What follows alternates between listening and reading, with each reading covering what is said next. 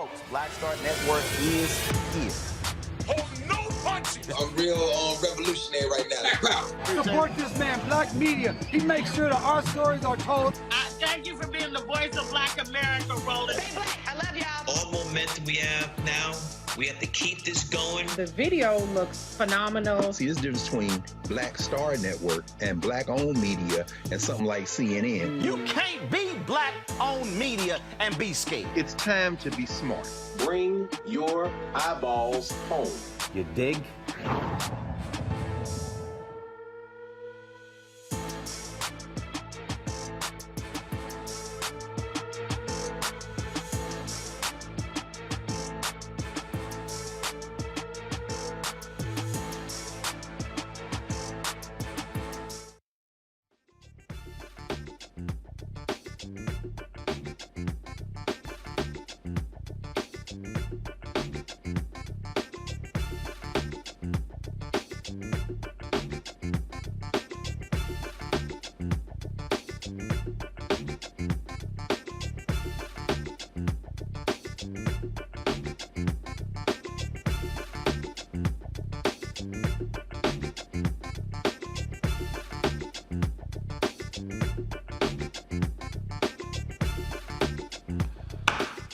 Today is a Wednesday, July 13th, 2022, coming up on Roland Martin Unfiltered, streaming live on the Black Star Network.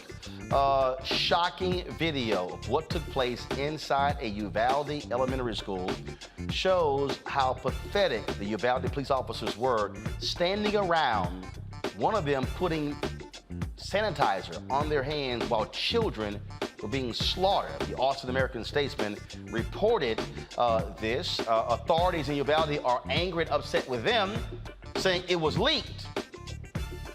They're more pissed with the so-called leak than they are with the actions of the police. We'll talk with Congressman Al Green of Texas about this very video. Folks, we continue to talk about what's happening in the country when it comes to COVID-19. So many people are being impacted by this new variant that's going on across the country. It is extremely deadly, and folks need to understand that we have to take precautions, and so we're going to make sure that you do the same thing because far too many of our folks are getting ill. One of my colleagues with the Black Information Network, Tina Myers, has passed away. We'll pay tribute to her on today's show, and we'll also have our Essence 22 recap. Got some more great stuff there, including the cast from The Proud Family, the animated show. We have, of course, the crazy Tommy Davidson, who's going to be joining us, and a few others. Folks, it's time to bring the funk on Roland Martin Unfiltered on the Black Star Network. Let's go. He's got it. Whatever the miss, he's on it. Whatever it is, he's got the scoop, the fact, the find. And when it breaks, he's right on time and it's rolling. Best believe he's knowing. Putting it down from sports to news to politics. With entertainment just for kicks, he's rolling. It's on go, roll, roll, y'all. It's Roland Martin, yeah.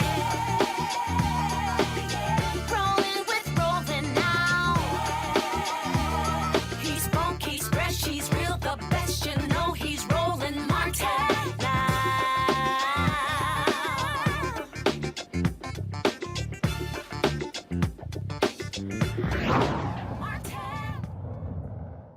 Disturbing video from inside of Robb Elementary in Uvalde, Texas, has been released by the Austin American-Statesman newspaper. Officials there are angry because they say they were going to be releasing the video on Sunday, but the newspaper released it on Tuesday. We want to warn you that some of the videos you're about to watch are extremely graphic. Folks, here you can see the gunman entering the building up until the moment where the shooting began.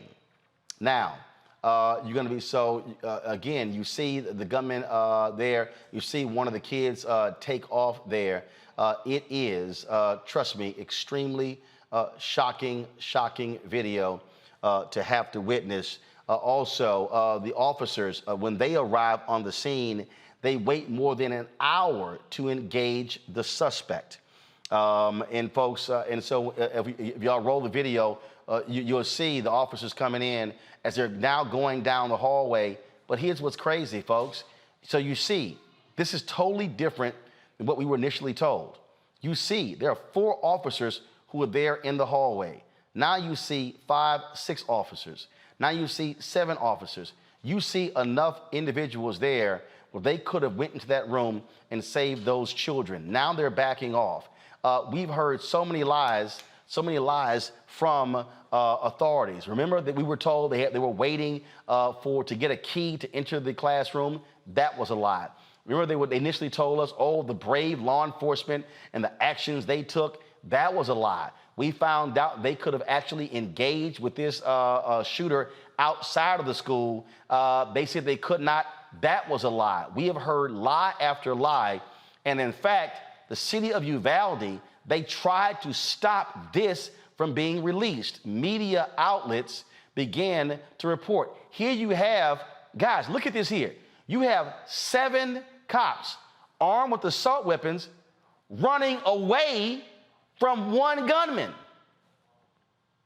Remember, 19 children were gunned down.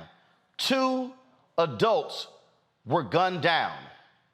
And these cops, for more than an hour, were in that hallway. There's video of one officer, again, putting hand sanitizer on. There's another officer who was looking at his phone during the whole thing. It is utterly outrageous. Joining us now is Congressman from Houston, Congressman Al Green. Congressman, glad to have you on the show. Last night, there was a news conference, and there were parents who were upset that they did not get to see this video before it released. City officials were angry with the Austin American Statesman, saying they should have waited. Here's some of what the parents said last night. Another parent got a call saying that somebody got a hold of it. It got released and got leaked. And they didn't have our permission from us to do so. And it went on the air not too long ago, and they weren't supposed to do it without our consent. For one, they didn't have our consent, and we didn't want any audio, and these SOBs did it. It got leaked. We're very angry, and we want justice for our kids, and for this to be let out without us even being seen first. We are the parents that lost our children. We're supposed to do this together first, not for the world. We're suffering, and I know the world is suffering too, but these were our babies that were taken from us. So to the person that leaked it, screw you, and that's coming from me, Felicia Martinez, from all of us, screw you. Congressman Green, I understand the anger of the parents. Whoopi Goldberg was on The View, and she blasted the Austin American Statesman, saying that she said it was just wrong for them to do this here. I worked at the Austin American Statesman out of college. As a member of the media, and this has to be said, Congressman, that video, that's public records. The reality is, we have heard lies from day one. And the record needs to be corrected about what took place. And so I believe the American Statesman did the right thing by releasing the video, because all we have gotten from the city of Uvalde and from the Uvalde School District and from Texas Governor Greg Abbott have been lies. And this is the public right to know involved here. So just your thoughts about this whole sordid affair. Well, it's a sad, sordid affair. It's the kind of thing that you hope would never happen. And the pain that these family members are enduring is not something that anyone should have to suffer. It makes tears well in your eyes and your heart bleeds. I see the cover-up, and that's what it is. It's a cover-up. because this is very similar, not the same, but similar to the George Floyd video. But for the video in the George Floyd case, I don't think we'd have the verdicts that we have now. The video spoke the truth to power. This video speaks truth to power. And it shows persons, these good guys with guns, who are supposed to be able to take out bad guys with guns, standing around, cleaning their hands, sanitizing, talking to each other, hearing gunshots, hearing screams. I am told that there's a video with an audio that reveals the screams of the children. If all of this is happening, there has to be some accountability. Just as there was accountability for George Floyd, there has to be accountability for these families. These officers cannot be allowed to simply indicate they were waiting for additional support and help.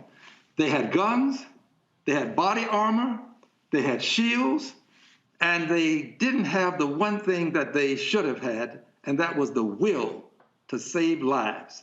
This is what they were sworn to do. I regret that it happened this way, but they have to be held accountable. This is a cover-up, and every person who did not speak up about this is involved in this cover-up. Every person who is involved in it has to be punished in some way. And that, Congressman, is why I believe the American Statesman should have released this, because we flat out cannot trust anything that comes out of Uvalde. We can't trust any of it. We can't trust any. When they had that news conference and Beto O'Rourke stood up and called them out, they chastised him. How dare you, shut up and sit down. And they were all up there lying. And that was the governor's news conference, by the way. When he approached, he was approaching the governor of the state of Texas. So the governor of the state of Texas himself was a part of this, either wittingly or unwittingly, but a part of it. And the governor himself ought to be demanding more. The governor has awesome power.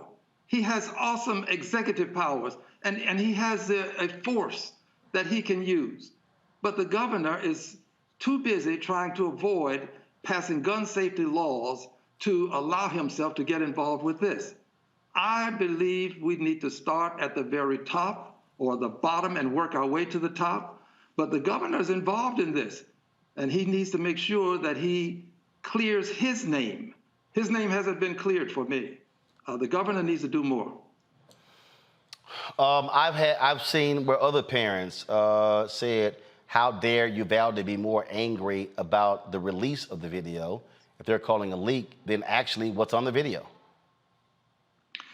Yeah, that's quite remarkable, isn't it?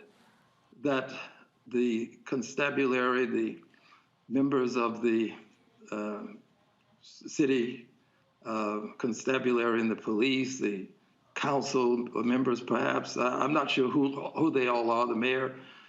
I heard one member of the official body there indicate that he was so upset about the release of this.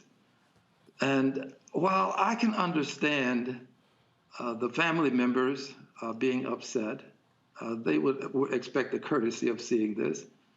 But what I don't understand is how we can say that it shouldn't be released at all.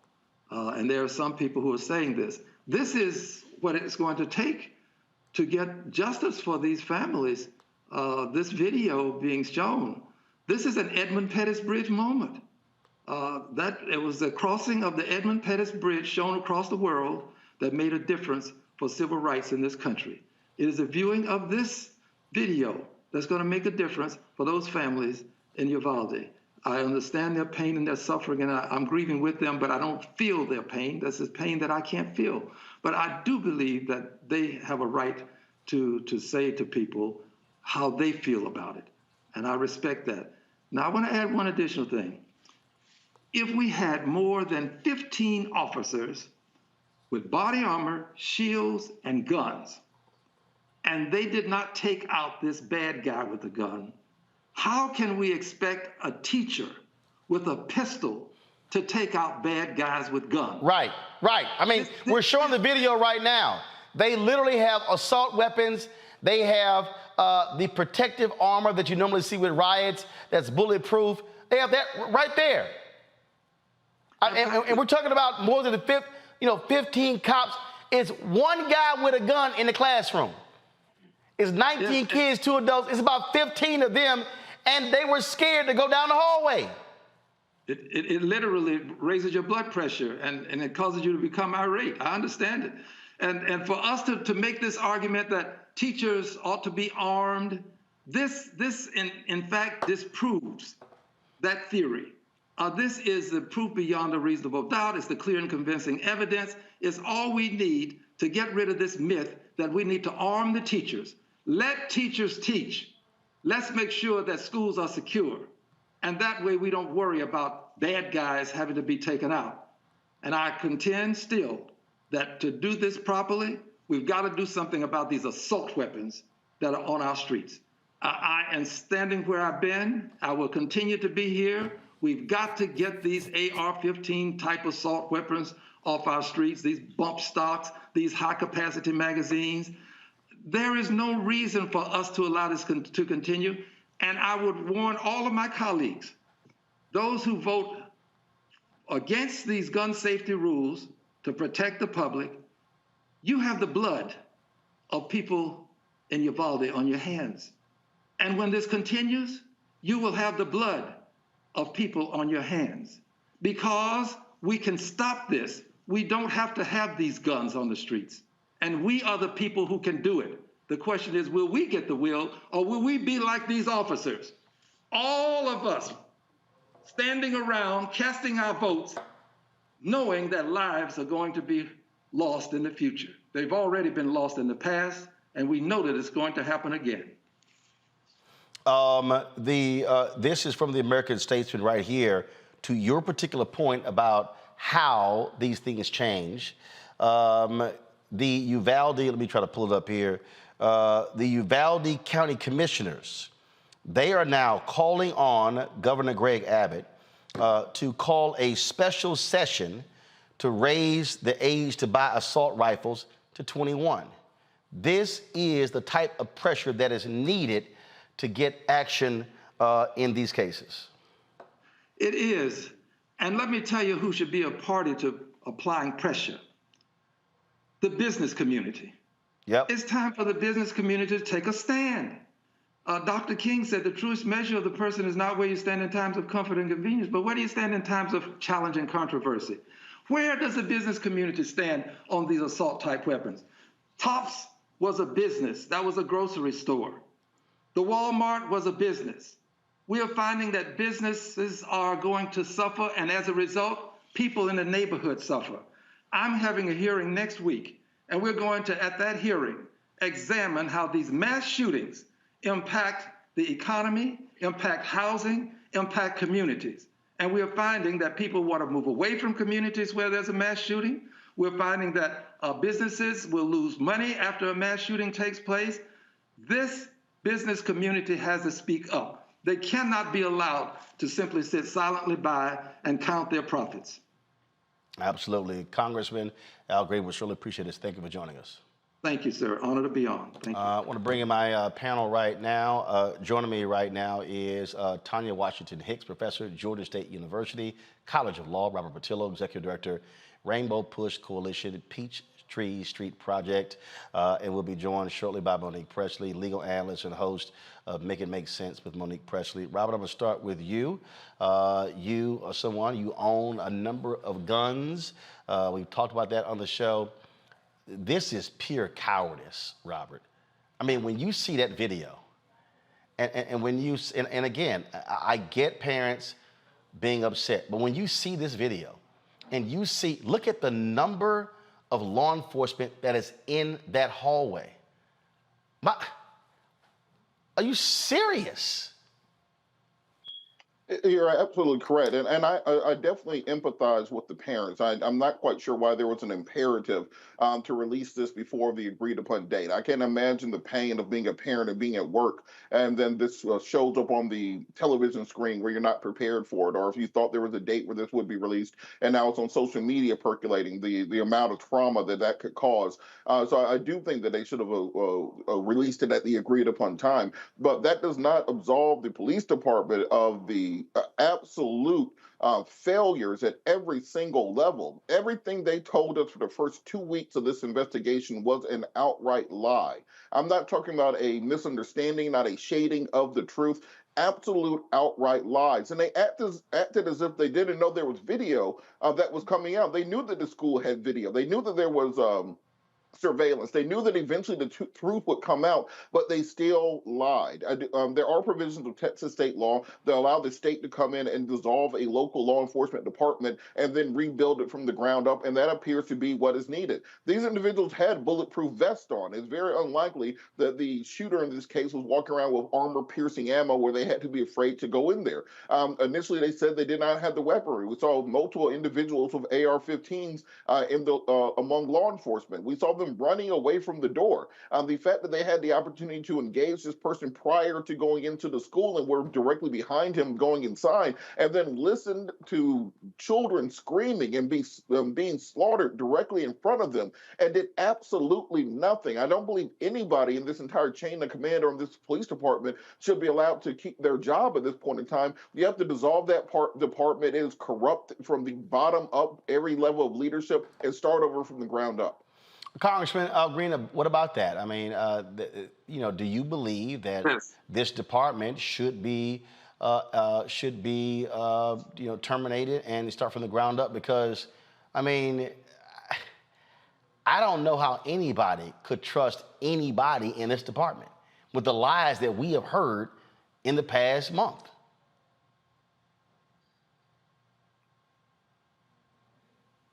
Should this department be dissolved and rebuilt, Congressman? Thank you for inviting me back in. I'm sorry I missed my cue. I concur with you. This is what I mean by the governor and the executive branch having this awesome amount of authority.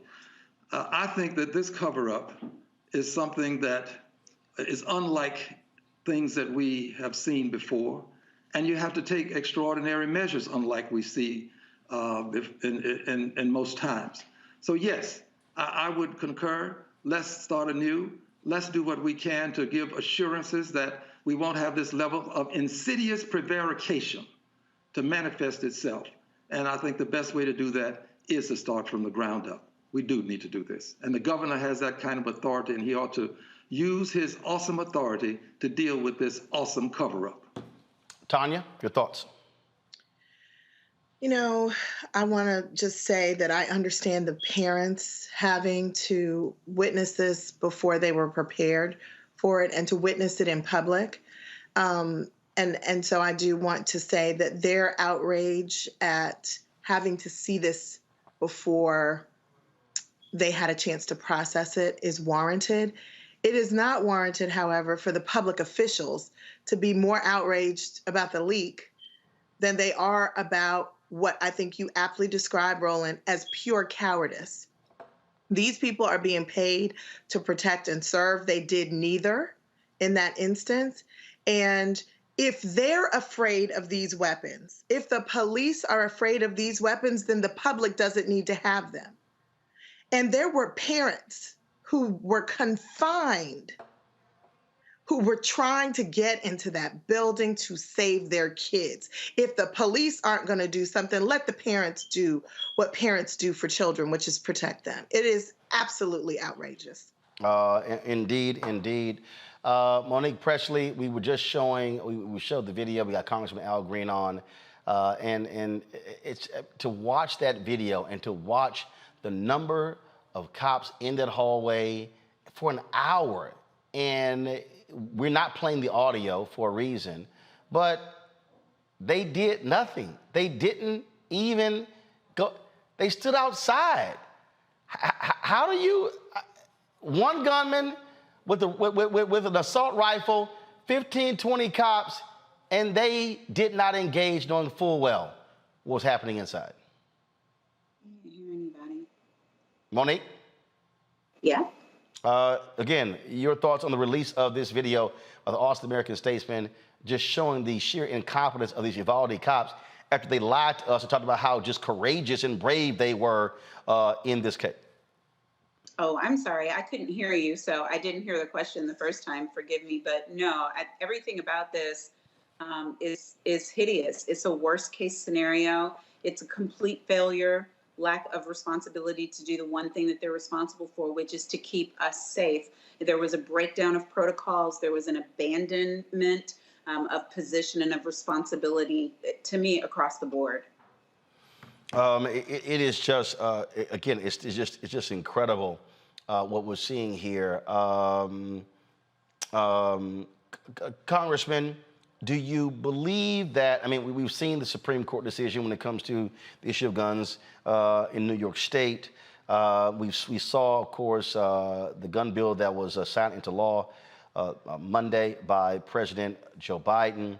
I would hope, I would really, really hope that Texans are really taking seriously this gubernatorial election and to show how Greg Abbott, Dan Patrick, and Republicans in the state have utterly failed Texans, not just when it comes to guns, but the number of mass shootings that have happened in Texas in the past 5 years.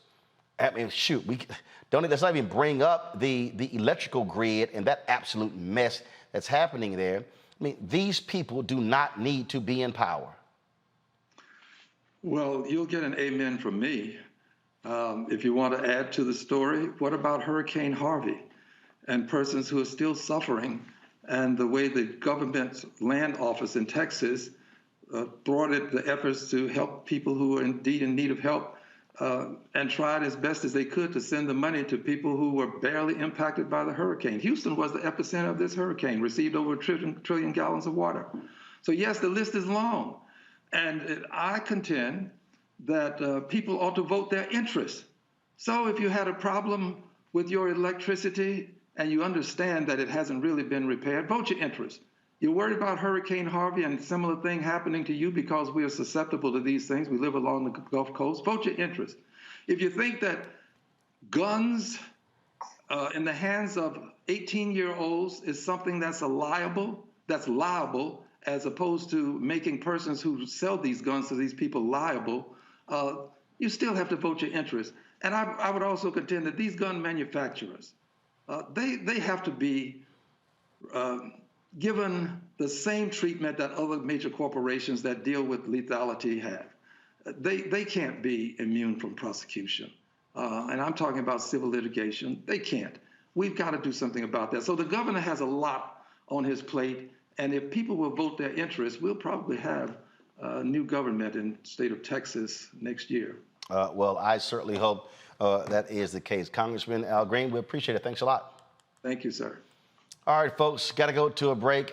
We'll talk about the abortion hearing taking place on Capitol Hill. Let's just say when you roll up against a black female legal professor, Josh Hawley, you may want to study up before you get on her bad side. We'll show you this exchange next.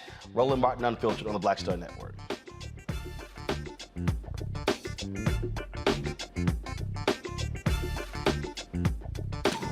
I looked up to Spike Lee. Of course, who didn't? I mean, he's a genius. But then also, I was this kid from Brooklyn, right? That felt like, give me my damn respect. I made this, this creative art, right? That people are responding to, and it would have been great if we had the opportunity to sit one-on-one. Hold on one second. Okay. Spike. What's up, baby? So I'm in LA right now. I got a one-on-one series with my network, Black Star Network. And I'm interviewing Maddie Rich. I appreciate that, bro. That's a big moment, man. That was like, man, that was good. Got me all choked up. That's good. Well, I I'm all about connecting. Appreciate that.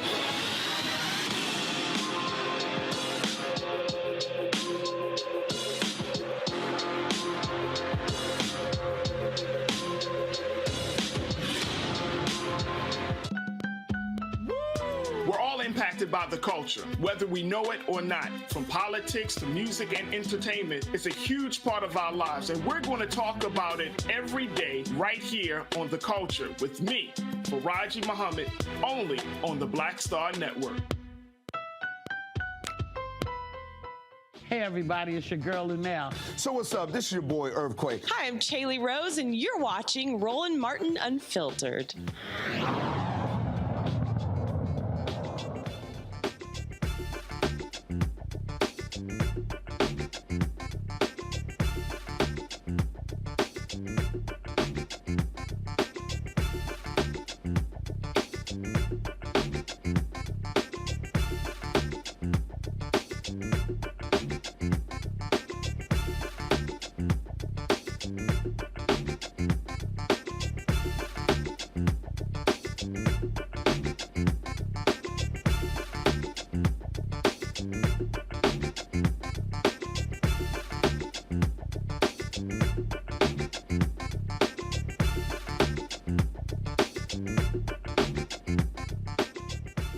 All right, for the last couple of days, there have been hearings on Capitol Hill in the House and the Senate dealing with the issue of a woman's right to choose and reproductive rights.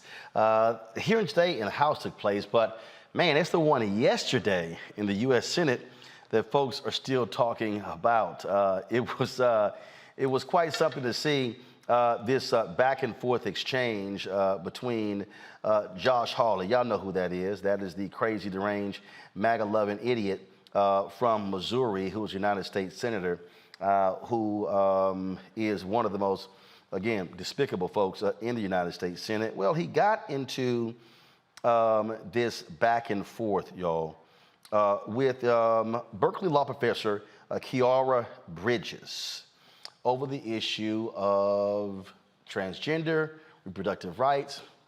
Let's just say she wasn't here for no bullshit dealing with Hawley. Professor Bridges, you said several times, you've used a phrase, I want to make sure I understand what you mean by it. You've referred to people with a capacity for pregnancy. Would that be women? Many women, cis women, have the capacity for pregnancy. Many cis women do not have the capacity for pregnancy. There are also trans men who are capable of pregnancy, as well as non-binary people who are capable of pregnancy. So this isn't really a women's rights issue. We can recognize that this impacts women while also recognizing that it impacts other groups. Those things are not mutually exclusive, Senator Hawley. Oh, so your view is that the core of this right then is about what?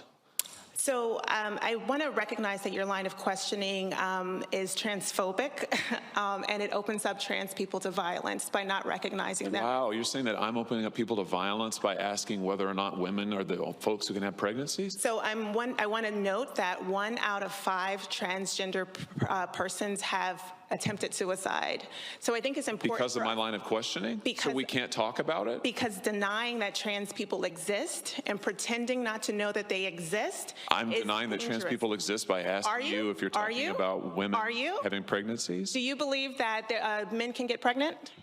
No, I don't think women can get So you're pregnant. denying that trans people exist? And that leads to violence? Is this how you run your classroom? Are students allowed to question you? Or are they also treated like this, where they're told that they're opening up people to violence? We have a good time in my class. You should join. Oh, I bet. You might learn a lot.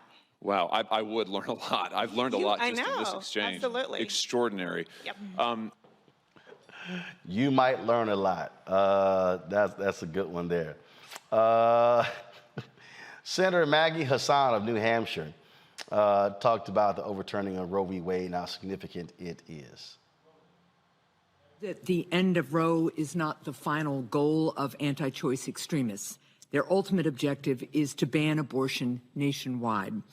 We have to hold the line against any efforts to enact a nationwide abortion ban and keep fighting to protect a woman's fundamental freedom. This is, after all, about whether women are allowed to make their own complex life and health decisions.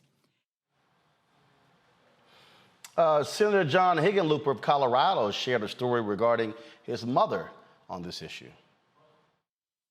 I was born in 1952, so the issues around abortion were of intense discussion, obviously, in those days. And my mother was a single mother, raised 4 kids by herself. And we discussed frequently the issues surrounding abortion. And this was kitchen table discussions. It was my mother's, no matter how lean our household budget may have been, she tried to give every year some donation to Planned Parenthood. Some years it was $10. But she felt that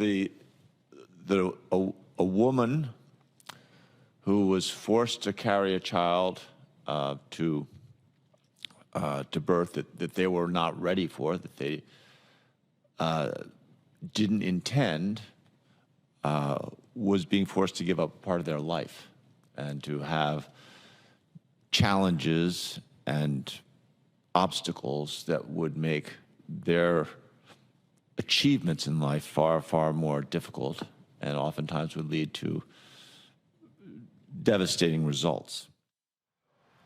Now, what has also been quite interesting has been watching how Republicans have spent the last several days calling it a lie about a 10-year-old girl who was raped in Ohio and had to travel to Indiana to get an abortion.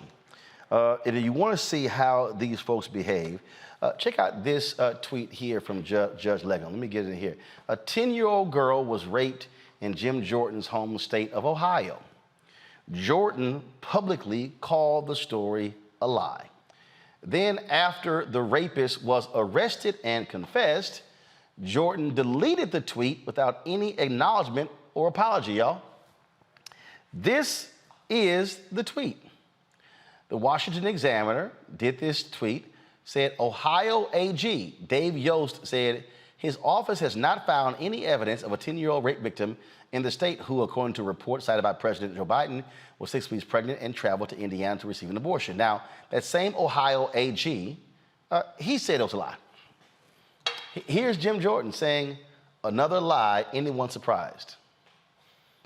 Guess who lied? Jim Jordan. Because the man who raped that 10-year-old was arrested today. And y'all, the backtracking of Republicans has been intense all day long. I'm going to pull up some other tweets in a second. And so it's really interesting, Tanya, to see again, how the GOP is playing this. They all got busted because, again, they lied. They kept calling everyone a liar. Now a person that's been arrested for raping that girl, and now they're all trying to backtrack saying, oh, it's good that someone got arrested. And then this whole, that whole back and forth, because I've been seeing, here leftists go. What the professor was saying when she said that a trans man can get pregnant, what she's talking about is if a woman, if there was a woman who became a trans man, can still get pregnant, but they call themselves a man. That's what she was explaining, correct? Yes, that is what she was explaining. That is what he clearly did not understand. And what we do in law school classrooms is teach people to think critically and logically. And he seemed frustrated by the fact that she was pointing out the limits of his understanding.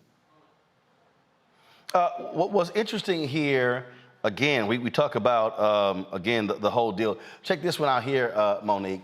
After Fox News' Aisha Hasney reported Tuesday that, according to a source close to the situation, an arrest warrant is expected soon in the Ohio 10-year rape case, Tucker Carlson claimed on his show that the story, quote, turned out that story was not true. Boy, they did a whole lot, Monique, trying to deny what is now a true story. And it goes to show you what is happening on the GOP side of the aisle on this issue. Right, but it also shows the need for and the blessing of good reporting when it's done. I saw several stories about just the couple of 1-3. I think it was really just one, but I hear now there were 2 reporters who were actually in the courtroom when the 27-year-old man was arraigned on these charges, and that's what we need, because otherwise Fox, the Tuckers of the world can run with their lie, and their followers will believe it to be true until it's proven otherwise. And so that's why it's necessary for us to actually be able to have reporting on the ground, so that, I mean, it was absurd to think that the White House would discuss it, that they would allow for it to come from the president if they hadn't done their homework. But because in this day and age, you can just call somebody a liar. I can say the sky is blue.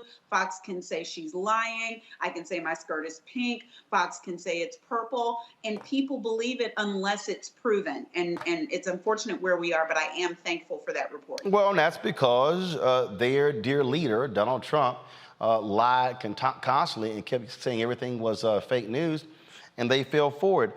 Here is the liar himself, Tucker Carlson, with his BS last night. So what does it tell us that politicians are lying about this? Can you imagine? And why did the Biden administration, speaking of lying, just repeat a story about a 10-year-old child who got pregnant and then got an abortion, or was not allowed to get an abortion, when it turns out the story was not true? And by the way, when a 10-year-old gets pregnant, the first question is not, how do we get rid of the kid? The first question is, where's the rapist? Where's the rapist? Allison Centofonte. So what does it tell us that politicians are... Tucker, that rapist is now in jail. Robert? You know, a part of it is when you're used to having a lying-ass president like Trump, they assume to everybody else that's the same way, that you can just make up stuff, walk out there as president, say it, and there's no repercussions. As Monique said, the idea that the Biden administration will not vet this story before issuing, including it in part of an official presidential address, is ridiculous. And I think what's going on right now is on political right. They are trying to do everything they can to distract people. You know, do not pay attention to the to what's in front of you. Do not look behind the curtain. Yesterday they called Jill Biden racist for making an analogy to tacos. Today, there's probably another thing in the Twitter sphere that they're trying to distract people with. And because of that, we've ended up with siloed information where the reality is pick your own adventure. You can literally just decide what you want reality to be and have an entire social media and news sphere, which is built upon that fake reality that you exist within. That's how you end up with a January 6th. That's why you end up with people still thinking the election is stolen, despite how many times that's been debunked. And so we're going to have to start breaking down these walls so we can at least all agree that we exist within the same objective reality. And we can just get to the point of existing the same reality, we can get to solutions. But right now, we can't even agree on what reality actually is. Well, and here's what's hilarious. I see this tweet here by Kat Abu. This is the PJ Media reporter, Megan Fox, who spurred the gross and disproven Wall Street Journal op-ed, which described a 10-year-old's rape as a fanciful tale. Fox is now taking credit for the rapist's arrest and ignoring her extremely gross 35-plus tweet thread from a week ago. And they show these tweets. Here's Fox saying, I should delete my account for exposing that no media was looking for a rapist and was only interested in political weaponization of child rape. First of all, it's not the media's job to look for a rapist, it's the police. Would this arrest have happened if no, I love this one here. Would this arrest have happened if no one asked questions about the shoddy reporting of this heinous act? I'm glad someone was arrested. Then this next one, let's see here. And then she goes, the story about a 10-year-old pregnant girl who had to go from Ohio to Indiana for an abortion gives me serious pause for a number of reasons. There are many red flags. I'm going to detail them here. Okay, that's how fake PJ Media. And then she goes, number one, a pregnant 10-year-old is evidence of a heinous crime against a child. But in every article, and there are so many, there's no mention of criminal investigation, no police involvement, not even a town where this allegedly occurred. But now we know that's, go ahead. But Roland, the part that is hideous about this coming from a woman and a reporter is... Put reporter in quotes. is ignoring the reason why you're not supposed to know the town. You're not supposed to know there's an investigation. You're not supposed to know the child's name.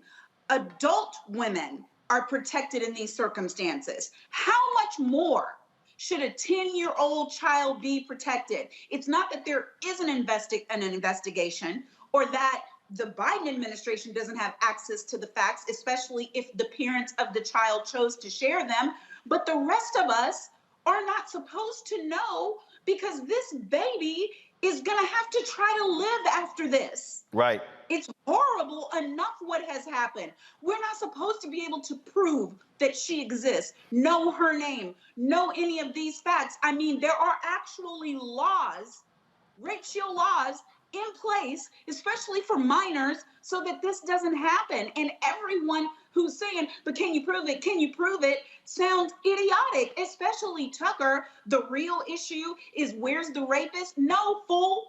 The real issue is this baby. Parents care more about what happens to this child than what happens to the racist, or they're not real parents.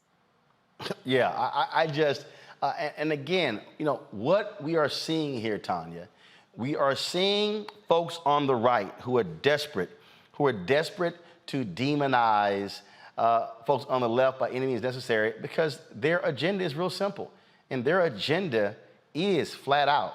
It is to go after contraception. It is to go after so many other rights.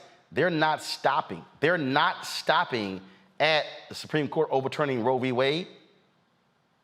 No, they're not. That was just the tip of the iceberg. I mean, there's a whole lot of rights that are part of the privacy rights interests that were codified by the Roe decision that now no longer exist.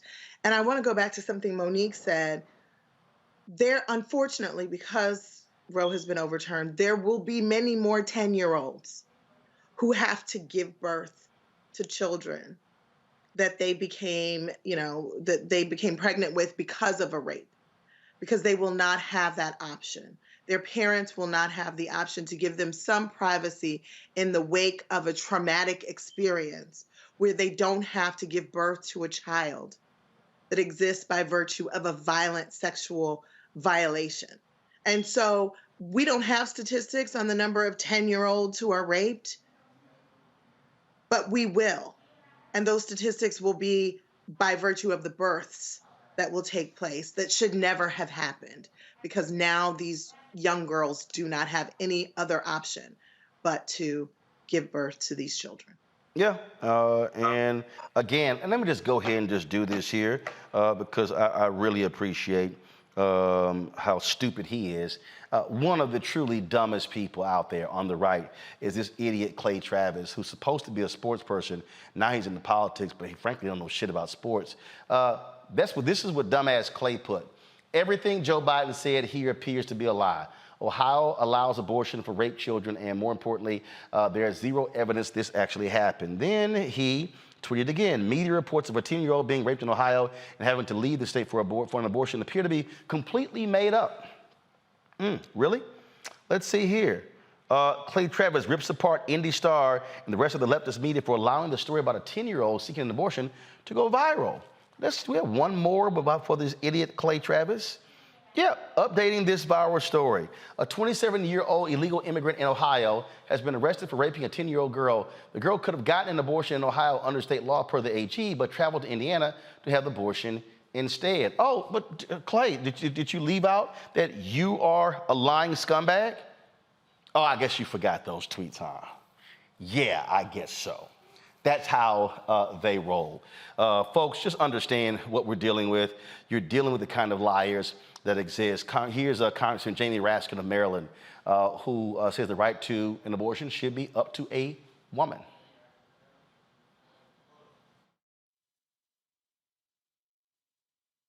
Not just the vast majority of Democrats, but 57% of independents and 40% of Republicans, although they don't appear to have much voice in the Republican caucus today. But there are lots of Republicans who agree with us that this is a choice that belongs to women, girls, and their families. That is the vast majority of the American people. But that's not how they want this to be. All right, folks, got to go to a break. When we come back, we'll talk inflation. It has gone up, continues to go up, has a direct impact on the poll numbers of President Joe Biden that's going down. Democrats are fearful that that's going to have a negative impact on their chances to win, to keep the House and the Senate in November. We'll talk politics with our panel coming up next. Also later in the show, we'll talk about the funeral of the black man who was shot 60 times in Ohio. Took place today in Akron. LeBron James, Spike Lee, and others were in attendance. And we'll also have a memoriam for one of my dear colleagues, Tanita Myers, who passed away.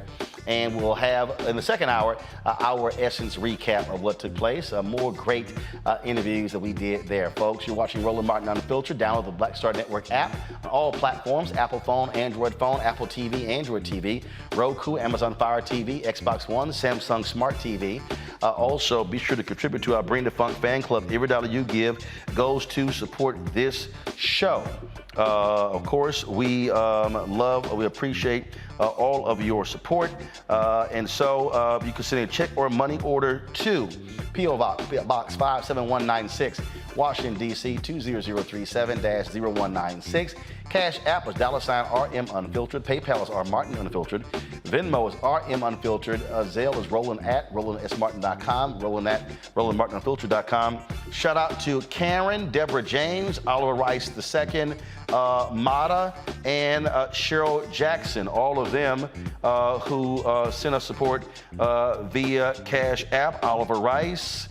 Second as well. Let's see here. Did I leave anybody out? Cherry Jackson, Charles Phillips, Gregory Hampton, Krista Burnett, Peggy Porter, LaBrenda Williams, Matthew Price, Cordell. I want to thank all of you. Vondale Morgan, Christopher Shepard as well. We'll be right back, y'all.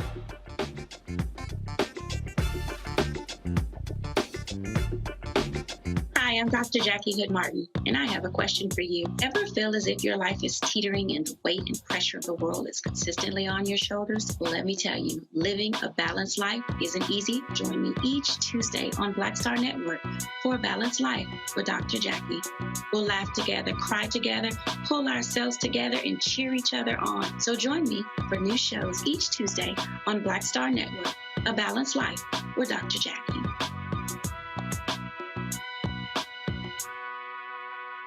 Pull up a chair, take your seat. The Black Tape with me, Dr. Greg Carr, here on the Black Star Network. Every week, we'll take a deeper dive into the world we're living in.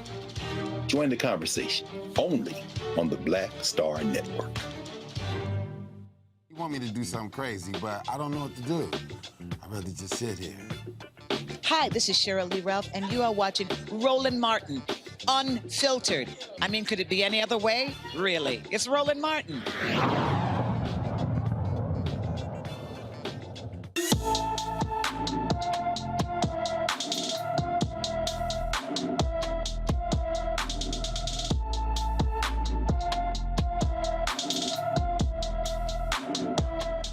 The Pascagoula, Mississippi Police Department needs your help locating Demarion Bibbins. The 15-year-old is 5 feet 10 inches tall, weighs 185 pounds, with black hair and brown eyes.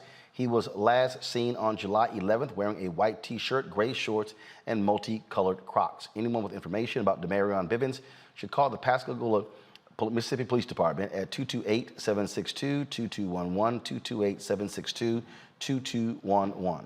Family, friends, and activists gathered today in Akron, Ohio to say the final farewell to Jalen Walker. He is the black man who was shot at 90 times by cops, 60 of those bullets hitting him in a traffic stop. Akron Mayor Dan Horgan called today a citywide day of mourning to show sympathy after days of protest over his death. Hundreds of people filled Akron City Theater to pay their respects to Walker and his family. Relatives, family, friends, and community members spoke at his funeral. Bobby DiCello, an attorney representing the family, called on government officials to make a change so that these wrongful deaths do not continue. I want to also call upon the city leaders. Where is the public apology? We need the public apology. We're going to ask that they do as they say with their kind words privately with their gestures being here today. We need more from the city leadership. And we need that dialogue to start immediately. And speaking of immediate dialogue, we need policy change now. There is no need to wait for it. There is not an explanation or an excuse that they can give you. I can't imagine why a group of government leaders can't organize themselves into several meetings, special sessions, to make change now.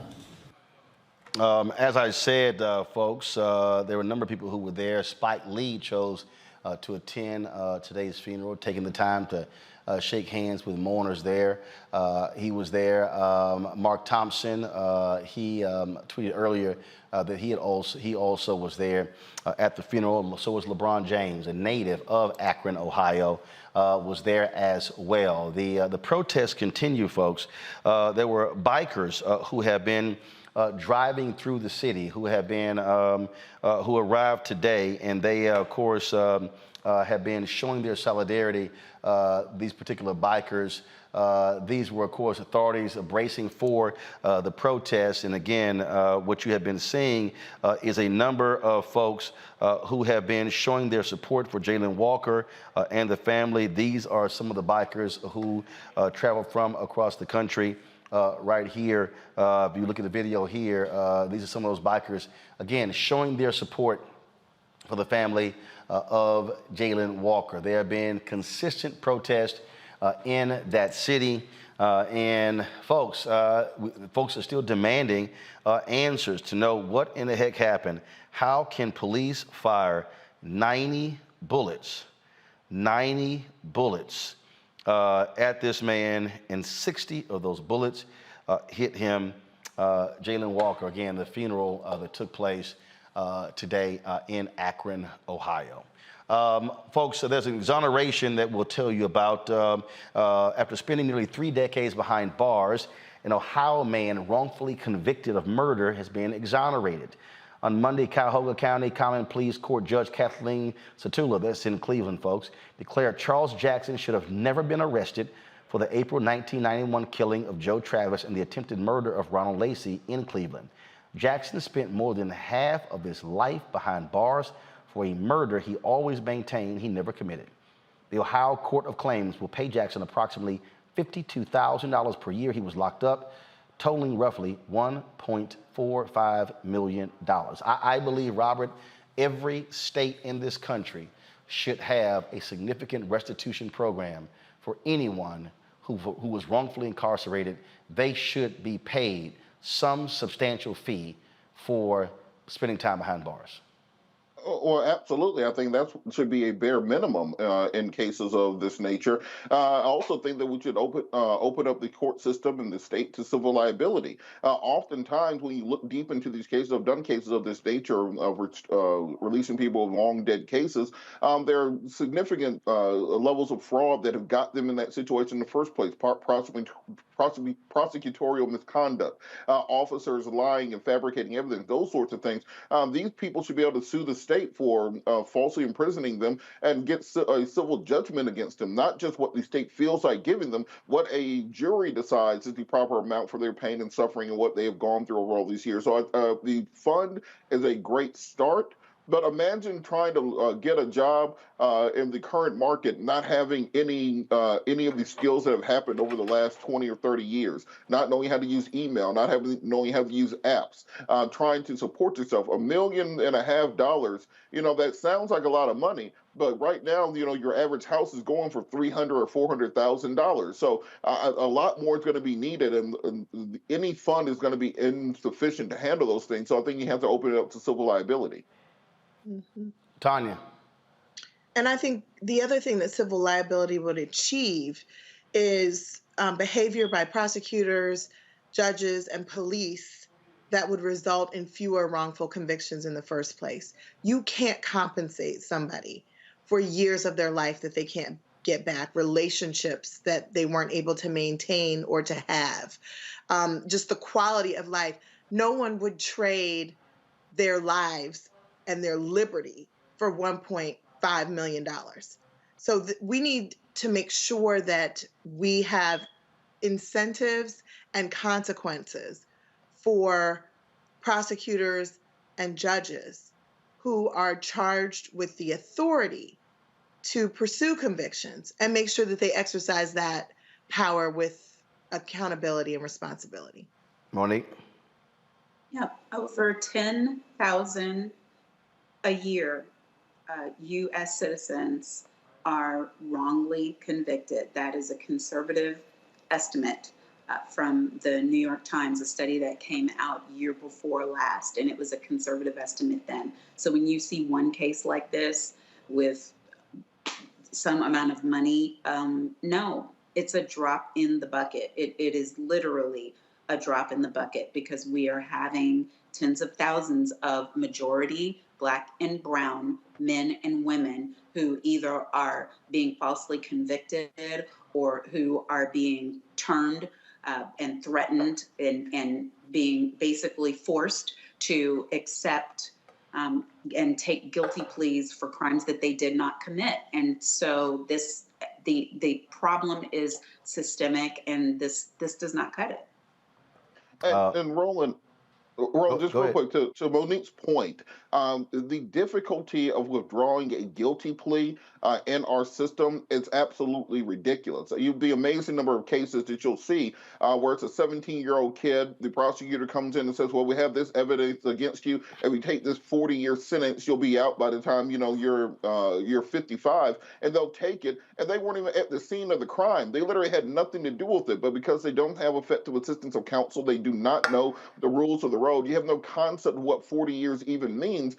You could do an entire TV series or a Netflix documentary just on that. So we have to reform this system from the inside out. And as much as the victim's fund is a great idea, the only thing that changes behavior is either prosecution or civil judgments. And talk about changing behavior. A Missouri family, a Black man detained and beaten by police by hospital security guards in St. Louis. They filed a lawsuit. Y'all, check this out. Huey Robinson was being treated for stage 4 kidney failure at Barnes Jewish Hospital. Well, in April 2021, after his appointment, Robinson forgot where he parked his car. Security guards thought he looked suspicious, walking around the parking garage. They approached Robinson, and instead of helping him, they beat the sick man down. During his detainment, guards began making fun of him for the pain he was suffering. The family is suing for assault, battery, and false imprisonment. Unfortunately, Robinson died in April. Monique, go ahead. Yep, I don't know what else to say about that, Roland, except for this is not rare. I don't know how many times I can say on your show and elsewhere that we are not viewed as 100% human.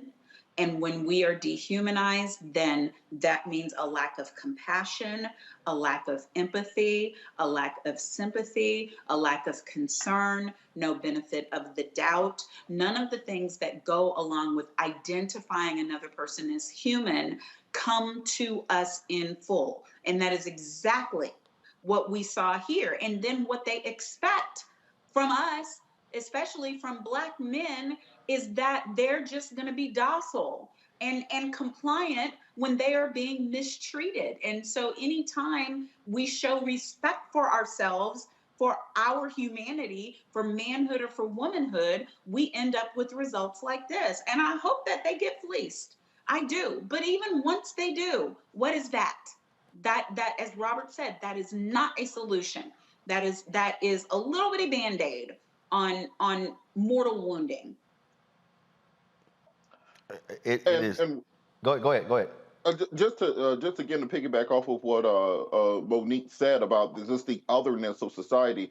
Simone de Beauvoir was an intellectual companion to Jean Paul Sartre, both part of the kind of the idea of Kantism. If you go back to 19th century Germanic philosophy, Sartre and Beauvoir also worked with Frantz Fanon, much of the postmodern works. But Simone de Beauvoir made the point that it's not so much of being lesser or more than is the concept of fundamental otherness. And African Americans, and particularly African American men, are still seen to this day as being fundamentally other from society. They stick out. A white man walking around that same parking lot would not raise a bit of suspicion. Just be a white man looking for his car. A black man walking around the parking lot automatically is seen as being other, as being out of place, as not being within his own land and not pursuant to have the same number of rights as other individuals. And that is something that has to be broken down from societal point of view. And I'm not in the position of changing hearts and minds, but what you can change is policy. They can change those officers and change this chain of command and change their ability to simply walk away scot-free. This is why you need federal legislation on police brutality. Take away qualified immunity, sue them men into the poorhouse, and then that changes behavior. Hey, Tanya, how about this here? First of all, let me thank my reporting assistant, my daddy, who literally texted me during the show. He just sent me this story out of Houston. HPD, let me take my iPhone off and put my iPad on the Roku so y'all can actually see it. Now you should be able to see it. HPD officer, Tanya, won't face homicide charge in chase crash that killed man walking on the sidewalk. Okay, now this is strange here. This brother, 62 years old, was leaving the barbershop. He's walking on the sidewalk. The police officer is involved in a chase. The officer is Orlando Hernandez. He's driving between 80 to 100 miles an hour. He hits the man, kills him. The grand jury doesn't indict him.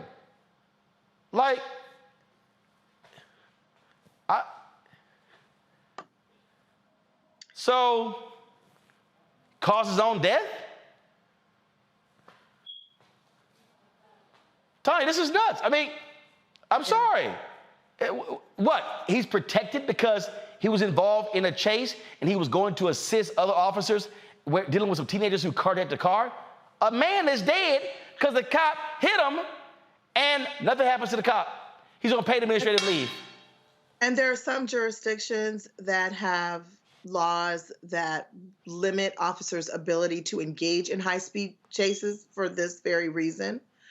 But I think, the idea of our basic humanity means that no matter the lack of humanity that's attributed to us, means that no matter what we're doing, looking for our car, walking down the sidewalk, engaged in a conversation on a cell phone, in a store, there is no safe place where there are officers and citizens who do not perceive that Black lives matter. Here's what's crazy, Monique. As Hernandez sped toward the intersection of Reed Road and Scott Street, body cam video shows the officer turned the steering wheel nearly 180 degrees to avoid hitting other cars. His cruiser slid slightly right, going up onto the sidewalk and hitting Jackson before slamming into a nearby dumpster. Investigators with HPD's Vehicular Crimes Division wrote that Hernandez was, quote, traveling at an unsafe speed and performed a faulty evasive action in the crash report. I dare say that if Monique, Robert, or Tanya, or myself was driving 80 to 100 miles an hour and we rolled up on the sidewalk, hit somebody, and then hit a dumpster, it's a good bet at a minimum we will be charged with vehicular manslaughter.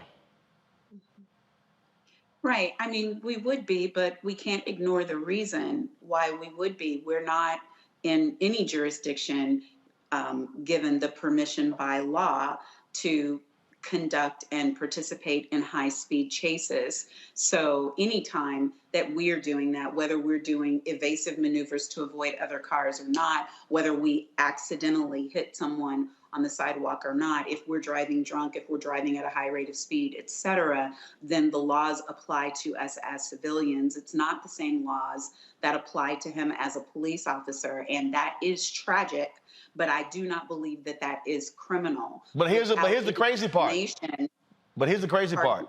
Officers, here's the deal. He actually wasn't chasing somebody. He was on his way. The story says officers were on their way to help another officer arrest 5 teenagers involved in an alleged carjacking and chase.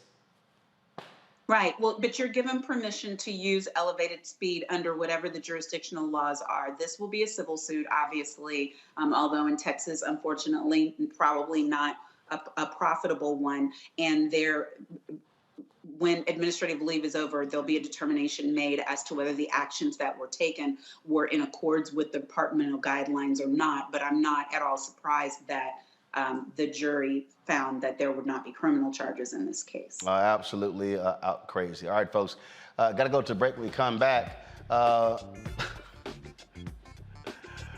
is white dude blames Black Lives Matter or defacing his property. His dumb ass did it. Now he in jail. Also, Mary McLeod Bethune, her statue is now in Statuary Hall, representing the state of Florida. We'll show you the unveiling that took place today. You're watching Roland Martin Unfiltered right here on the Black Star Network.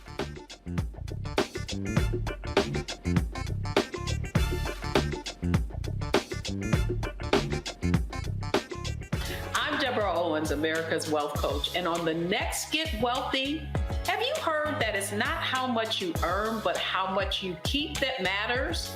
Well, the secret to building wealth could be hidden in our tax code. That's right.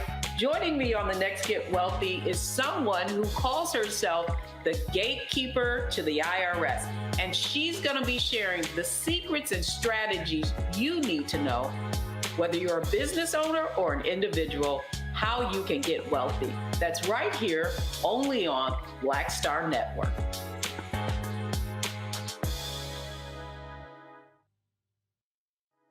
Pull up a chair, take your seat.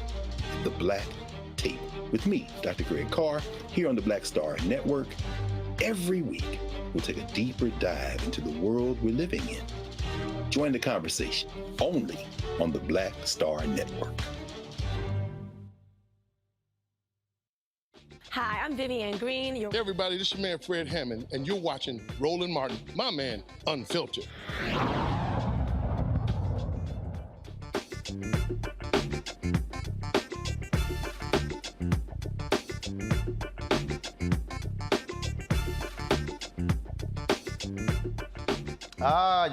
You gotta love dumbass Trump supporters in Minnesota. This fool, y'all, Dennis Mola, this fool lit his camper on fire, defaced his garage, and blamed Antifa and anti-Trump supporters. He filed false insurance claims, receiving thousands in insurance payments. Well, Monique, now that dumbass is charged with 2 counts of federal wire fraud. Well, yeah, because he's criminally criminal. I mean, that's nothing but scheming and blaming the black folks. Caught. Oh, I really hope he's got a black Biden-Harris supporter as a bunkmate, Robert. Well, this is part of what we've seen throughout this entire movement for Black Lives over the course of the last decade. On the political right, they have so demonized the concept of Black Lives Matter, so demonized the idea of fighting back against fascism, that they've now turned people who simply want a better and more just society into the Legion of Doom, and they will blame them for literally anything and think they can get away with it. This is the same mentality that went toward Killer Kyle up there in Wisconsin, the same mentality that was with the McCloskeys in Missouri, aiming their weapons at people marching down the street, peacefully protesting, until these people can get out of that right-wing media sphere where they simply believe all the BS that is shoveled down their throat to oppose the type of progress that is being made and that we want to be made in this country. They'll continue to see things along these lines. I'm glad this man got caught. I hope they lock his ass up for a long time. I hope they take a lot of the people who believe in the same thing with them along those lines. But at the end of the day, we have to start cutting this cancer of political division out of this country, because that's what negates progress that has to be made. Just always blame it on black people, Tanya. Yeah, it's called racial scapegoating. Like, there's a name for this, and there's a history of it. Perpetrating crime and then blaming black people and tying or tapping into entrenched racial ideas about the criminality of black folks. So He's lied about this. I'm glad he got caught, and I hope it's a warning to other people who are inclined to engage in similar behavior to think twice and not do it. Well, that's how they do it. All right, folks. One of the white domestic terrorists has been replaced in Statuary Hall in the U.S. Capitol. Today, the statue of Mary McLeod Bethune was unveiled. Of course, Florida, every state sends at least two. They get to pick two statues, represent them. Well, folks chose to get rid of the statue of Confederate General Edmund Kirby Smith, represent Florida, and Mary McLeod Bethune, who founded Bethune-Cookman University, the only HBCU established by a black woman. Of course, that was what replaced her. She, of course, also helped establish the United Negro College Fund and the National Council of Negro Women, involved working with them. She also served as a presidential advisor for Franklin Delano Roosevelt. Florida State Representative Frederica Wilson was among those who spoke at today's unveiling. Countless slaves tunneled to freedom because one woman led the way. The civil rights movement began because one woman refused to move. We got a seat at the table because one woman brought a folding chair. Poor children in Florida were educated because one woman would not give up. Harriet Tubman, one woman. Rosa Parks, one woman. Shirley Chisholm, one woman. Dr. Mary McLeod Bethune, one woman. Each launched a movement. Each forever changed the way we see our world. So today, we are rewriting the history we want to share with our future generations. We are replacing a remnant of hatred and division with a symbol of hope and inspiration, one woman. Because today, we place Mary McLeod Bethune in Statuary Hall in her rightful place among our nation's giants of history. I cannot think of anyone more befitting to occupy this space of grandeur. Here's another AP story.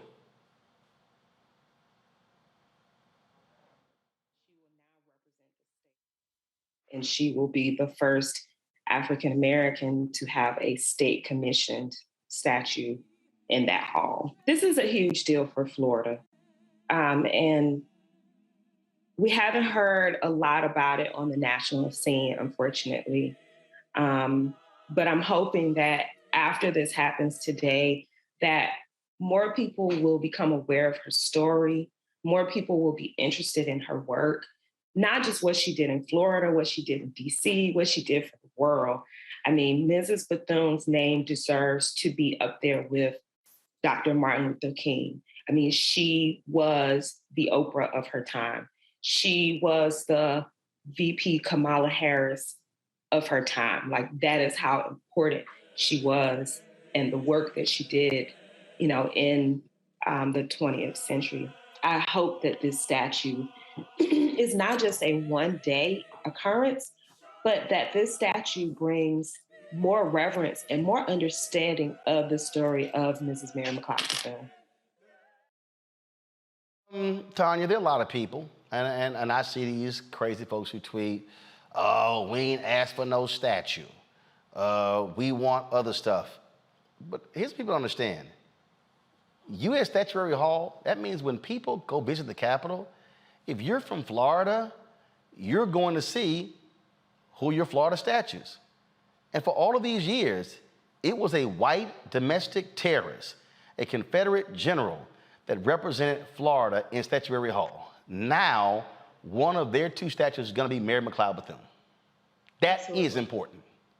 That's incredibly important. This is American history. It's not just important for Black people. It's important for all Americans to know that this woman, against all odds, was able to educate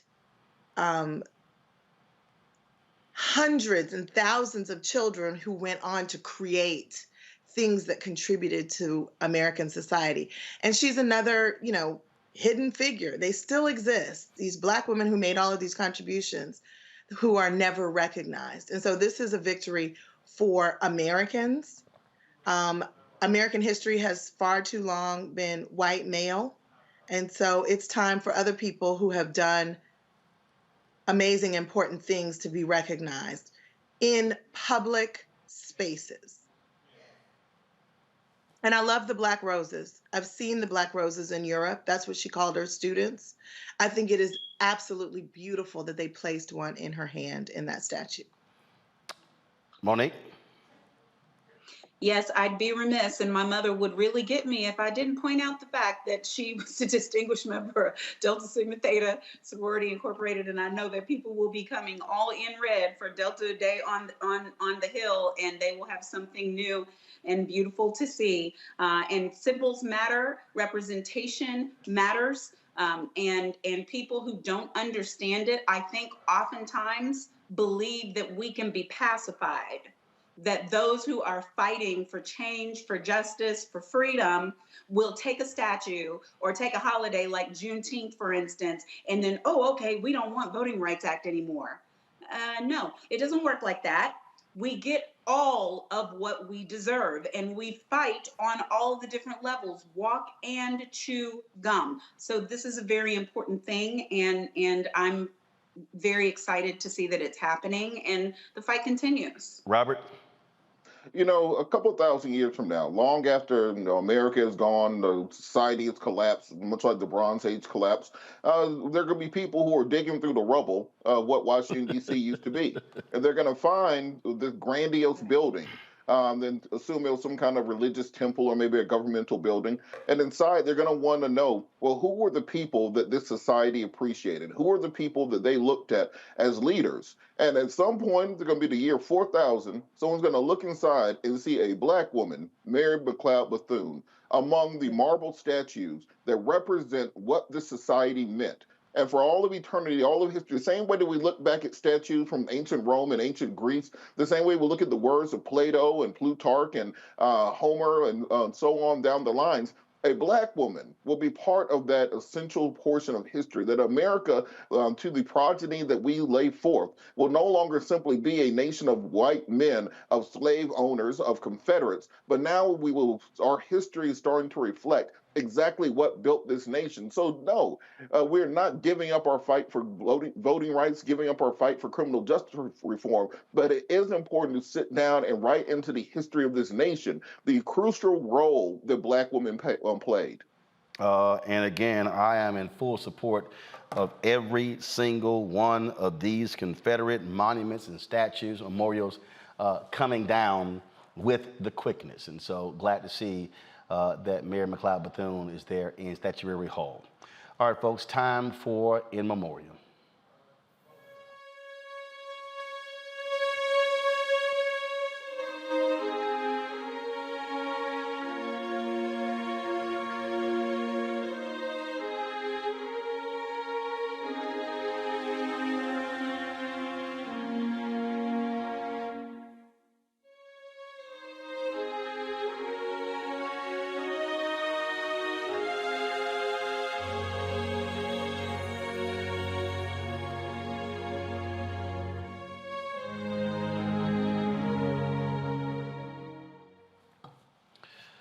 Folks, it was 1 week ago when I was driving in Birmingham. Henry and I were in the SUV trying to deal with the wreck that our driver, Deshaun Smith, was in, where our Sprinter was total. And I got a text from John Murray asking me if I heard what happened to Tanita Myers. I told him I didn't. I immediately called him, and he said that it was at Essence Fest where she collapsed and was found unresponsive, was rushed to the hospital, but was brain dead. It has been very difficult for the past week. She had been on life support. We were hoping and praying for the best, but unfortunately 2 days ago, her family took her off life support at 2:26 p.m. Arizona time, which was the exact time she was born 49 years ago. Well, at 4:44 a.m. this morning, New Orleans time, Tanita passed away. Tanita Myers is someone many of you probably have never known, have never seen, because she worked behind the scenes in radio. She was the vice president, head of news operations at the Black Information Network via iHeartRadio. Don't play the video just yet. She and I worked together at the Tom Joyner morning show. She was with Reach Media, and she was our liaison with TV1's News One Now.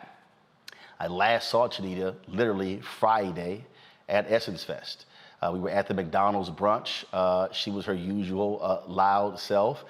She had this unbelievable laugh, and she always enjoyed life. And so I saw her and we hugged. And what his was crazy. I don't even think I have a picture with Tanita because, again, she didn't like taking pictures. I had to actually send an email out, text to get from her family, send us the photos. She just rarely took photos. She was a truly behind-the-scenes person. On Friday, again, so we saw her Friday. Saturday, the next day, July 2nd, was her 49th birthday. She was just fine. She was with friends, and that night she was supposed to go to a birthday dinner. She never made it. Her friends called her room. There was no answer, and then they called her cell phone, and that's when the EMTs answered and said that she was being rushed to the hospital and been found unresponsive.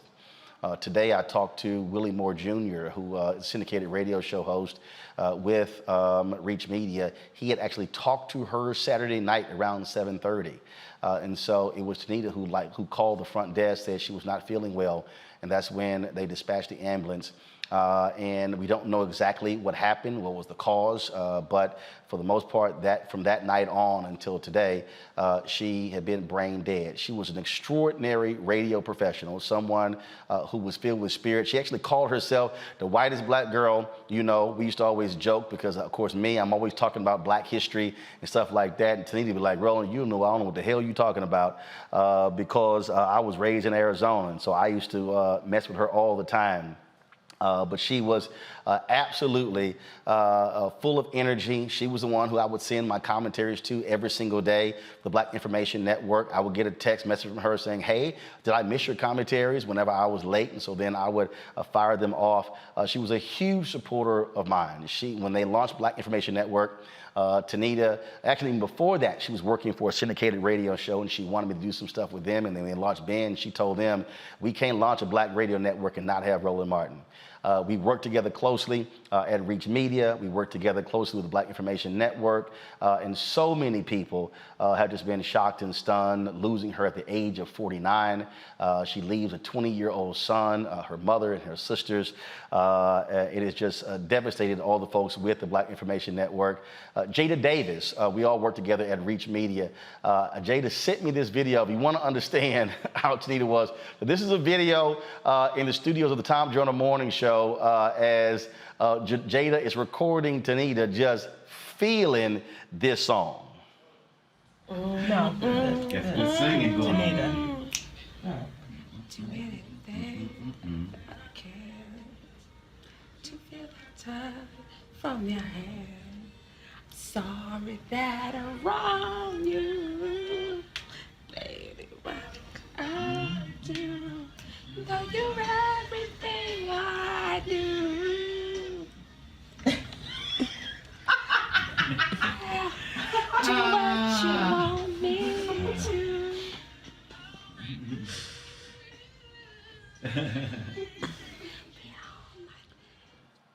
I think I could never play Robin Thicke's song because Tanita would always say, ooh, that's my husband in my mind.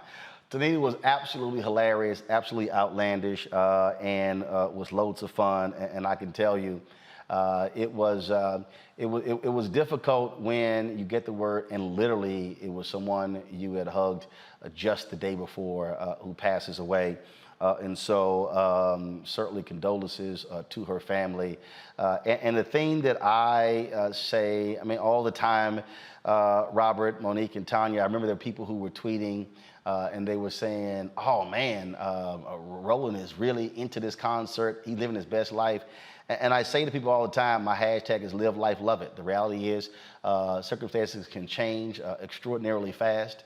Look, no one is promised no day, no hour, no minute, no second, and so we must take best advantage of it. And so Tanita was one of the folks who did that. And so, I remind people all the time, don't put off tomorrow what you literally could do today, whether it's to call someone, to hug someone, just to say hi, just to say I'm checking on you, because you may never get that chance.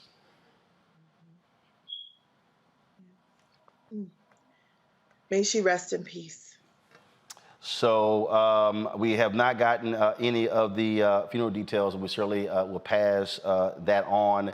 But again, so many saddened hearts with Reach Media as well as iHeartRadio's Black Information Network for my good friend Tanita Myers, 49 years old, who is now an ancestor.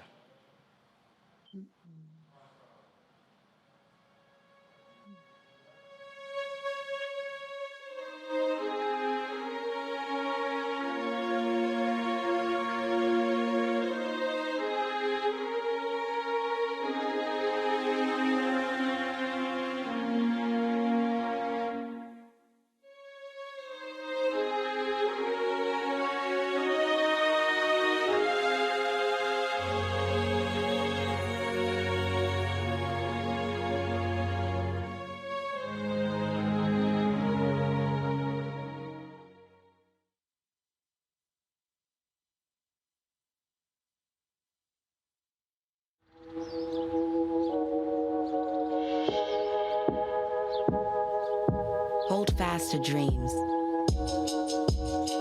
For if dreams die,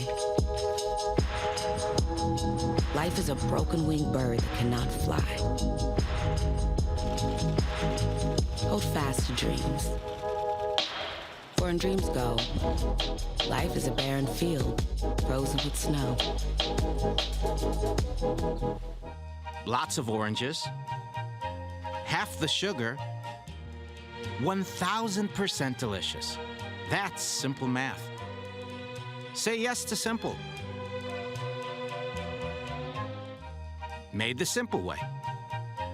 With real lemon juice, 75% less sugar, and Say yes to simple.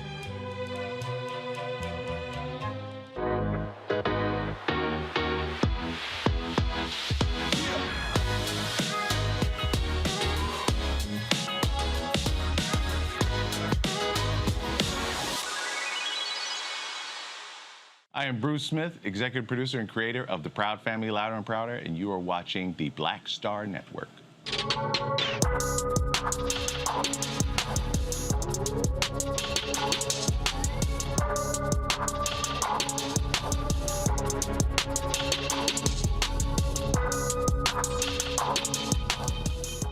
All right, folks, while we were in Essence, New Orleans this year for the 2022 Essence Festival, we caught up with a lot of great folks, including 3 of the cast members of the animated show, The Proud Family. Now, y'all know if these 3 are involved, hilarity will ensue. Check it out. Let's get right to it. First of all, how different is doing an animated show versus live action? Can you just go be extra, which is actually just sedate Tommy. So keep up. Go. Well, you know something? For me, it's almost the same, except that I see some other little character with my voice coming out of it. But for me, if a piece is written well, a script is written well, then I can make it happen. I just switch gears and just become whoever it is I'm supposed to become. Now, did you change your voice or what? I altered it just a little bit because initially when I got hired for it by Eileen McKnight 20-some-odd years ago, wow, they wanted to be 80-something years old. Oh, of course, some years ago for this show? Yes. What the hell took so long? It's a reboot. We're a reboot, baby. Big so boot, she too. wanted to be 80, so I had to exaggerate her a little bit and give her a little bit more age, because Okay. everybody knows that I can, distinguish back and forth between ages. And all. Yeah. Oh, me? I love live action, and I'm waiting for the day that we do Proud Family live action.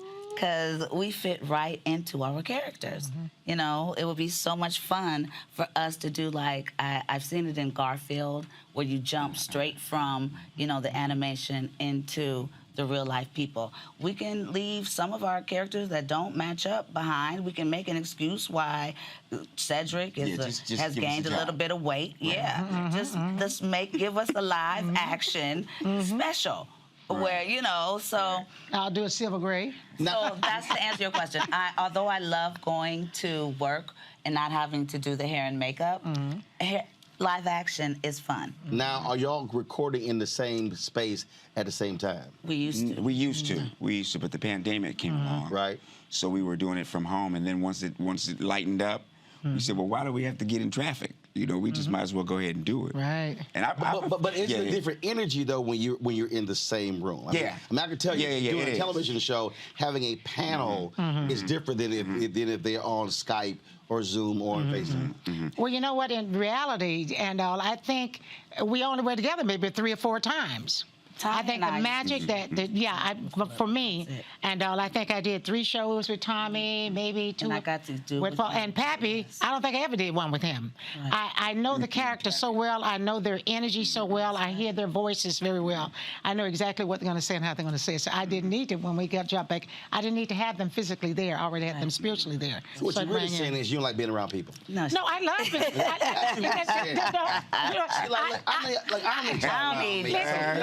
No, but it's just I'm so cued into them. Right. I hear Tommy's voice before I say a line. I hear Paula's. I know the script that well, and I know them, and so it's easy for me to just transfer. I love it. I love not being on camera, because I could just go. I ain't got to worry about no camera angles. Right. Right. You know, and see if I cry, I'm a little vain. You know, if I'm crying in a movie or something, you know, I'll be like, you know. Right. You know, if I'm crying behind the microphone curtain, right. Tommy we love in living color, you know. You know, it's a whole but in order to get all that out, you know, you can't be looking good at the same time. So. Yeah, it just don't work together. No, but also, I mean, again, people don't understand. I mean, the mediums are different. Look, doing television different from doing radio. It's just a whole different dynamic in terms of how you have to paint the picture for the audience. And so same thing with, granted, you have the animation piece. So when you're behind that microphone, are you also seeing the show visually as you are doing your thing? I feel restricted. I'm just the opposite. I'm a high energy person. I'm kind of hyper, and I feel like I can do my character. I can do my character even better if I was actually physically in my scene. You know? I do that. So I know when Ralph and Bruce are there, and Calvin or whoever's there, the writers are there, and we're going through the script, I'm always doing something that Sugar Mama would do because my energy is, I feel restricted in that chair. You know. So if we were to go live action, oh hell, she'd be a lot funnier when she is. Exactly. I just got enough like a It would be hilarious. And you got to remember, you know, we're taking from the page and putting it to the cartoon. Taking from the page. So what you're reading there, you know, you can't just read it mildly. You got to go, you know, if you're turning the curb, like, you know, Bruce is, the way he directs or Ralph directs, you know, you're coming around the curb and you're coming around real hard while you're saying that. You know, because I'll say it one way, you know, I don't think we can take this turn. They go, no, you're going fast. I don't think we can take this turn now. I don't think we can, you know. So it's a whole, I be going, don't I? You do. It's phenomenal. That's why I miss working with you. You really, you kept, I think we worked well together by grounding each other. And, you know, you brought me up. I kind of, you know, but as I'm watching this new season, you are phenomenal. Everything is just going as, you know, God intended. And she is Trudy. I mean, when she come along, you know, she's got this thing. We really got a rhythm, you know. Us three have a good rhythm because of Sugar Mama. You know, it always ends with her busting me in my head. You know, so I go, Sugar Mama, go! You know, it always. But she loves her though. It's with love though. Let somebody mess with Oscar and see how crazy Sugar Mama really is. That's right. That's right. My skinny little boy. Only she can mess with Oscar. So how much they allow y'all to improvise? A lot. Because you say I just get to go. I like, I kind of they get mad at me sometimes. They be like, Tommy, that wasn't on the page. You know, they'll use it. But they'll use it. Next thing you know, they'll use it. You know, but that's the good thing about. And that's when you go. Yeah, right. That's when you don't say nothing. Right. That's the magic. Like, that's told the, y'all. And that's how much we know That's the these magic of the creativity of Bruce and Ralph also. That they will allow us to free up and just say it the way it comes out. Sometimes I read it and it'll automatically come out a different way. I saw it, but I didn't see it. And it came out and it's, put that down. Give me 3 more of that. Run that, you know, whatever. Yeah, and, they just let you go. Yeah. It's beautiful. So listening to this process sounds to me like when I saw the documentary of how the Funk Brothers in Motown, how they literally put together something. Or in the movie Respect, where Aretha was like, yeah, play that, okay, come in with that. I mean, so it's just this whole this whole mix of pulling it all together. Yeah, and then what happens also is they'll show us the cartoon too. They'll show us the animation. So sometimes we have to go in just for sessions, just to match the stuff. That's right. Yeah. Because that's Just what to get Tommy it, said. Right. They said Tommy said this like this. Listen to the way Tommy said this. And that. Oh, okay then. You know, and that jump in. Yeah. It's like comes magic. arithmetic in a way. And the process of animation takes like 6 months to do each episode because we used to like send them out to Japan, but now there are so many animators in the world, we can do it locally, but it still takes it takes 6 months for each half hour. It's work. It's work. When we started out, though, I think it was like 5 different countries that were doing animation. Yes. Wow. And they sent it. All right. Yeah, Well, it's definitely work. Well, looking forward to it. Glad to see all 3 of y'all. Keep doing your thing, and you keep doing your thing. certainly, you know, we just keep it real, keep it black. We just love you. We just love you. Can we go Sugar Mama and Trudy real quick? Just do something. Y'all go ahead. Oscar, you better leave me alone now. You know I ain't the one to be playing with. Well, I told you 3 times she cannot go out with that skirt. Now, if I catch her with that skirt, she gonna be hurt. Leave that girl alone. Thank you, Sugar Mama. I'm just saying. You see how it just? Oh yeah. It tells its own story, man. All right, Paula got her Harlem Night Sunshine. Thank you. I wasn't on pick up on that. That's our problem. I wasn't the only one. I'm just saying. All right, folks, I appreciate it. Thank you so much, Robert. Much love to you, sweetheart. Thanks so much. Appreciate it. Hold on, you didn't say one thing about politics. It's y'all show. Are you okay? That's what I'm talking about. Great. It's y'all show. Okay. We're kind of political. We were the first African American. Don't you start it. Don't. Okay, sorry. Don't. Sorry, HU in the house. Oh, there she goes. All right, y'all. So here's the deal. Y'all know, typically after we do these interviews, we then do drops with different people. Now, Peyton knocked us out. Of course, everybody knocked theirs out. Tommy had a couple of issues doing his drops. Let's just say I was late going to an event because Tommy wasn't done. So, y'all, just go ahead and roll it. You can let it rip. I let Marlon Wayans let it rip. Oh yeah. So just yeah. Go. Okay. All right. Hi, I am Tommy Davidson. I play Oscar on Proud Family, Louder and Prouder. I don't play Sammy, but I could. Or I don't play Obama, but I could. I don't do Stallone, but I could do all that. And I am here with Roland Martin on Unfiltered, on the all-black, yeah. All right, we're gonna do. What's that last one? No, we're gonna keep that one on. All right. So next we do all that. You can drop Roland Martin. Okay. Say on the Black Star Network. Star Network. Okay. But we're gonna use that one. Anyway. Okay. Hi, I'm Tommy Davidson. I play Oscar Proud on the Proud Family, Louder and Prouder on Disney Plus, and I'm here with Roland Martin on Unfiltered on the Black Star Network. Okay, we're gonna do it again. Drop Unfiltered. Just drop Roland Martin. Just say the Black Star Network. Did I mess it up? Yeah. Okay. Got me out of it. Okay. I'm running some other Black Star Okay, the Black Star. Okay. On the Black Star Network. That's it. You can say everything else you want. You can say whatever you want to say. Can I do it this way? On the Black Star Network. That's fine. It's your drop. Okay. Let's go. It's your drop. Do it while you want to do it. Go ahead. Right here. It's me? Yes. Again? What are we doing? No, drop Roland Martin, drop Unfiltered. Okay. And you want to end that On the with Black Star, yeah. That's fine. Go ahead. On the Black Star Network. You gotta say The whole thing? Tommy Davidson. And then do the, I don't know, okay. Hi, I'm Tommy Davis, and I play Oscar Proud on the Proud Family, Louder and Prouder on Disney+. I'm here with Roland Martin on Unfiltered on the Black Star Network. Did I do it again? Drop Roland Martin. Drop him. Fuck. Just say the Black Star Network. Okay. Okay. Because I'm running this on the Okay. show. Okay. Well, I did it. Okay. Yeah, Proud, you keep all that. Just take me out. Okay. Hi, I'm Tommy Davis, and I play the voice of Oscar Proud on the Proud Family on Disney+. And what's it? Damn it! Okay, so the Black Star Network. Okay, that's it. That's okay. You're watching. Okay. I can do. I might have to go a little gumble on this. All right, ready? Hi, I'm Tommy Davis, and I play Oscar Proud on the Proud Family on Disney+. And the Black. One more time. Ready? Yes. Hi, I'm Tommy Davis, and I play the voice of Oscar Proud on Disney+. Check that out on the Black Star Network. What? No. Your show's on Disney+. Okay. Your show ain't on the Black Star Network. Okay. So give it to me one more time. Tommy Davidson, you're on the show. You're watching. You're watching. Okay. You're right. Okay. Ralph is like. Right. Okay, let's go. Hi,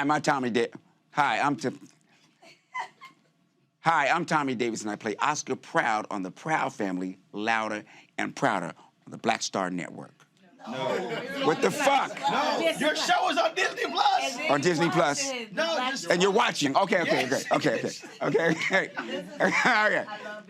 right. Hi, I'm Tommy Davis, and I play Oscar Proud on the Proud Family on Disney+, and you're watching the Black Star Network. There you go.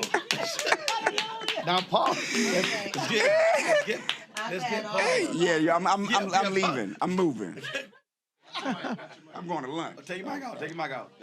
Ooh, Lord, Matter of fact, let's do this here. Take this one too, baby. Stand up. Right there. See, y'all, I told y'all, I mean, it took him forever.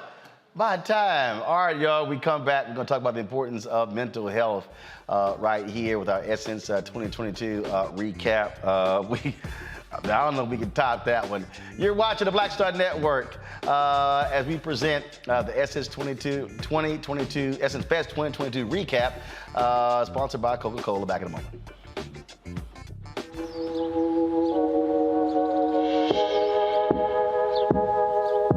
Hold fast to dreams. For if dreams die, life is a broken-winged bird that cannot fly. Hold fast to dreams.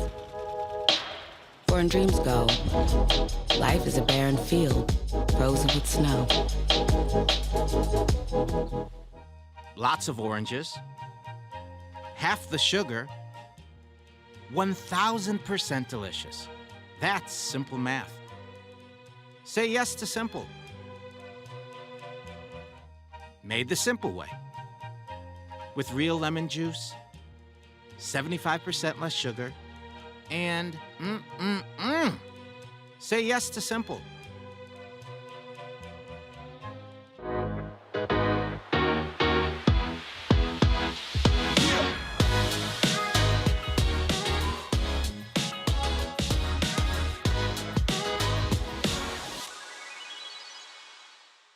Hi, I'm Tommy Davis, and I play Oscar Proud on The Proud Family on Disney+, and you're watching the Black Star Network.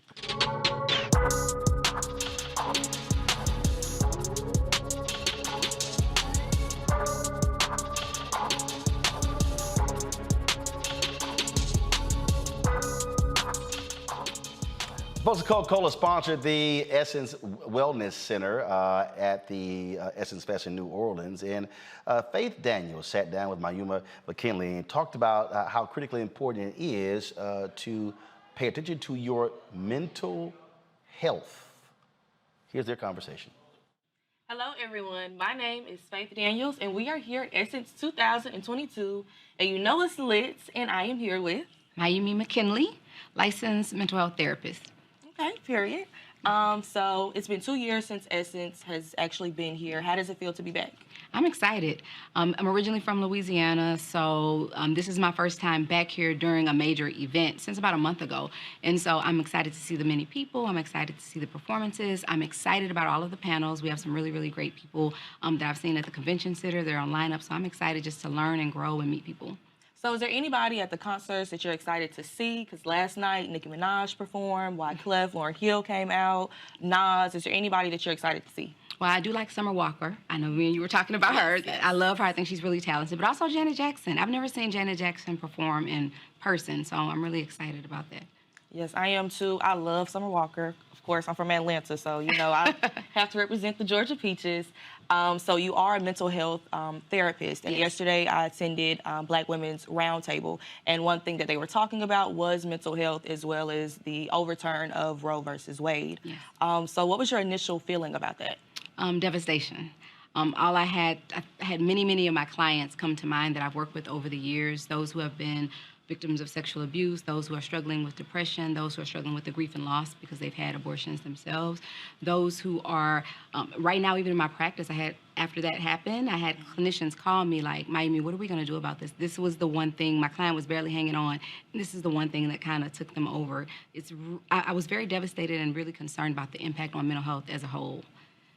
As Black women, I feel like, you know, ultimately some of the laws that they're putting in place is more of like a target on our community. So my question is, how will we as Black women be able to help each other in this point in time? Well, you know, I'm a therapist, so the first thing I'm gonna say is heal.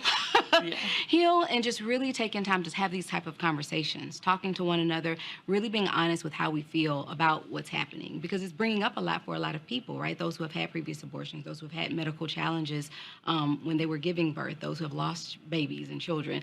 And so it's really important that we start having these conversations and we start paying attention to our mental health. As Black women, we're strong. You keep pushing. You don't have time, you know, especially in these busy times where things are happening. You know, we had COVID, then we had Black Lives Matter. People are losing jobs. People are trying to stay financially stable.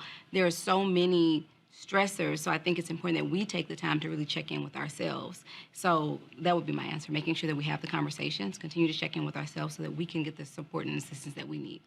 What would you like to see from the government happen in terms of mental health? I feel like, you know, they're putting out these laws, but they're not giving enough resources to help the people that they're ultimately affecting. I haven't heard anything about resources. I haven't heard anything about we're going to make mental health more accessible. I haven't heard anything about we're going to, you know, make sure we pour funding into mental health programs. Not saying it isn't there, but I definitely haven't heard anything. So I would encourage that. Make it easily accessible. Make it affordable, you know, making sure that there aren't limitations when people do utilize their insurance. So I would want them to pay attention to that, because this is going to have a detrimental domino effect on mental health. I kid you not. Yes, ma'am. So as a therapist, you know, you're helping others manage their mental health. How are you able to manage yours during unprecedented times, such as COVID and a new abortion law going on? Checking in with myself, making sure that I call on my friends, my colleagues for support, just to talk it out, but making sure that I'm not holding it on the inside, and really being honest with myself. Therapists get stressful too. Like, we're human. We're human beings. I can have family members say, but you're a therapist. Yes, and I have the coping skills. I know them, but I'm human, and it gets to me as well. So I've had to make sure that I check in with my colleagues, that I have my family members, my partner, everyone that I talk to, so that I'm making sure that I'm being honest with myself and processing how I feel. People lose sight of how important that is. Yes, ma'am. What is your why? You know, like, everybody decides what they want to do with a career, but also to, like, help people and to help them get through things. What is your why for that? Healing. Just watching family members struggle with mental health diagnosis, seeing the impact that Roe versus Wade or other instrumental Black Lives Matter, losing police brutality, people grief and loss, all of these things, just watching how it's had such a negative impact on people's lives in relationships, romantic, friendships, job opportunities. So my why is because I want to see people be the best version of themselves. I want people to be emotionally healthy, because physical health we pay attention to all the time, right? Your stomach hurt, you break your leg, you go. But our mental health is our brain. We forget the brain is an organ. And I think that's the main thing. When our stomach hurts, we have a cut, we run to the doctor. Or, you know, for some of our Black men out there, they wait until it's at the very end, or somebody forces them to go to the doctor. But we take care of it. But when it comes to our mental health, that's our brain. The most important aspect of all being, and we forget that it's an organ because we can't see it. So in terms of your demographics for people that come to you for, help, what would you say is more women or men that come to you? On my caseload right now, I have more women, but I will say there has been an increase in men seeking treatment, and also an increase in people of color seeking treatment. So I'm really excited to see that shift happening. So what do you feel like the disconnect has been from maybe 10 years ago, African Americans reaching out for help, or more so men reaching out for help? What would you say? A couple of different things. I know a lot of people from a religious standpoint felt like talking to a therapist and somehow they're not believing in God. And I think there's been a lot of pastors, a lot of religious folk who have came and kind of started breaking that stigma that you can have, praise God, trust God, and also have a therapist as well. And this was displayed by one of my young clients. It was so hilarious to me. She was telling me that her dad was like, why are you going to therapy? You need to just pray more. We go to church. What's wrong with you? And she said, well, Dad, God made therapists. And I was like, touche. He couldn't say anything after that. So just really, I think religion has played a role in being more open. You have more people in the clergy talking about it. Secondly, there have been a lot of celebrities coming out. We know celebrities influence culture. So a lot of celebrities coming out, talking about their own mental health diagnosis, the struggle, normalizing therapy. So I think that's also caused a shift as well. So whenever you were younger, was mental health big in your home, or is it just something that you grew to? Okay. Okay. Absolutely not. Absolutely not. It wasn't. I'm not going to say parents didn't care, but we do the best that we can. And, church was really important in my family. So definitely instilling values. Talking about your business to other people wasn't really encouraged. What happens in the house stays in the house, and some unspoken rules. So my desire came from me being curious. Just ask, why do people act that way? Or if somebody hurt my feelings, or my first heartbreak, I'm like, Mom, why did he do this to me? I really wanted to understand why. And so it led into me exploring psychology more. I love CSI and all those forensic psychology type shows. And I actually thought I was going to be a radiologist. It was actually the opposite. And then I took science, and I went to Xavier. Period. Went to Xavier, and I took, and I was like, ooh, this is not like high school. This is not like high school science. And so I took a psychology class and totally changed things for me. And I was like, this is where I'm supposed to be. This is my gift. And everything has been opened up opportunities for me since then. So whenever you were on campus, did they have like a counseling center? Was it open? Did you go? If they did, I want to say they did. Did I go? No, it was not something that I remember being promoted. Not saying that they didn't, but it just wasn't. It wasn't prominent. We had a psychology club. We had a whole psychology department. Everyone was there was very supportive. But I think at that time I was more interested in learning about the whys, like understanding behavior, understanding how diagnoses and trauma and alcoholism and all of these things that I had experienced in my family and extended family, why. So I think I was more focused there. It wasn't until after I left and relocated that I was like, okay, let's look at this therapy thing. Let's look at what this looks like when you're in a room with a person. Do you feel that representation matters in the mental health world of people who are being open about it or having Black female therapists? I think it's ultimately important because people go to people and search for people who look like them, whatever it is. And so it is really important. I will say it's not the only thing that matters. There are some really great clinicians out there who are not of color. Of course, there are going to be cultural differences, but it doesn't mean that you can't get help. But definitely having representation is important. So what is your advice to anybody that might be struggling right now, that needs to talk to somebody? What is your advice to them? Talk. Don't give up. People think they go to one therapist, and if it's a horrible experience or they feel like they didn't connect, sometimes they give up or they say, I don't want to go through it. Finding the right therapist is essential. Sometimes it takes time. So give it at least 2 or 3 sessions. Like, the first session, you're kind of nervous. Give it at least 2 or 3 sessions. And if you don't feel it's a good fit, don't hesitate to tell that therapist. Just because we're a therapist doesn't mean we know everything. I ask my clients all the time, how are you feeling about this session? Is there anything happening that you feel uncomfortable with? And checking in. But if there's no connection, don't hesitate to try somewhere else. And there are wonderful platforms like Therapy for Black Girls. You can always check with your insurance if you have it to help you navigate and find the person that's right for you. What is your end goal? Not even just for the Essence Festival where you're at your panel, but ultimately, like, for your journey, what's your end goal with being a mental health therapist? To get as many people as I can on their journey to healing, to get as many people as I can to understand that mental health is important, to get as many people to understand that feelings do not disappear. They have to go somewhere. So whether you are stuffing them, not recognizing them, they will be displayed usually in our romantic relationships, in how we interact with our children, the types of friends, the types of people we keep around, those repeated patterns. They don't disappear. So you can choose how those feelings and the things come out by going to therapy and directly talking about it, or you can leave it up to your own devices, but they're going to go out. Feelings don't disappear. Thank you so much. I really enjoyed talking to you. I want you to leave your Instagram handle so everybody can get in contact with you. If they need services, they'll be able to reach you. So which camera are we looking at? This one? Yes, this one. So you can find me at my website, which is www.mayumemckinley.com. I know my name is so complicated. M-I-Y-U-M-E. Or you can find me on Instagram, which is at epiphany_Mayumi. Thank you so much. Thank you for having me. No problem. All right, folks, we come back. Chloe Bailey, Ryan Destiny, Justine Scott talk about their initiative when it comes to empowering girls. You're watching the Black Star Network, our Essence 2022 recap, sponsored by Coca-Cola. Back in a moment.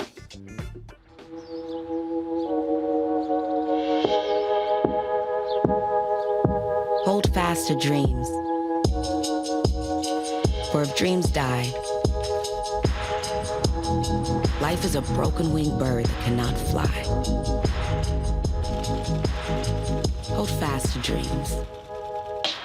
For when dreams go, life is a barren field, frozen with snow. Lots of oranges, half the sugar, 1,000% delicious. That's simple math. Say yes to simple.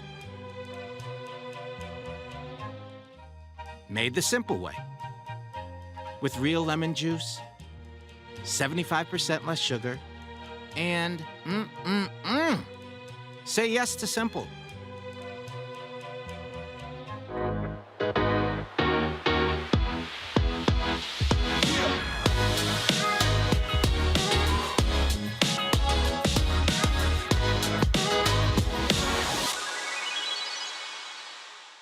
Hey everybody, it's me, your girl Sherry Shepherd, and you're watching Black Star Network.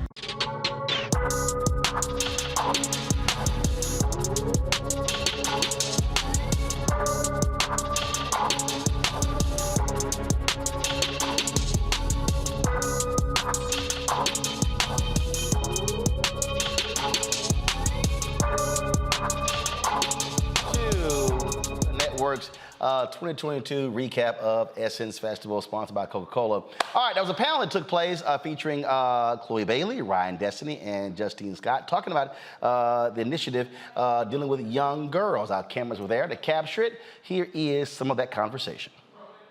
I love that. I want to talk about social media a little bit, because when you said that, I had a recent conversation about blocking people and how hurtful it can be to block people. And I feel like a lot of times people are quick to do something like that, even with a minor offense, because like you said, you might take a small thing and make it big. But I want to flip it. How has social media helped you maintain relationships? Chloe? Well, I'm with the blocking.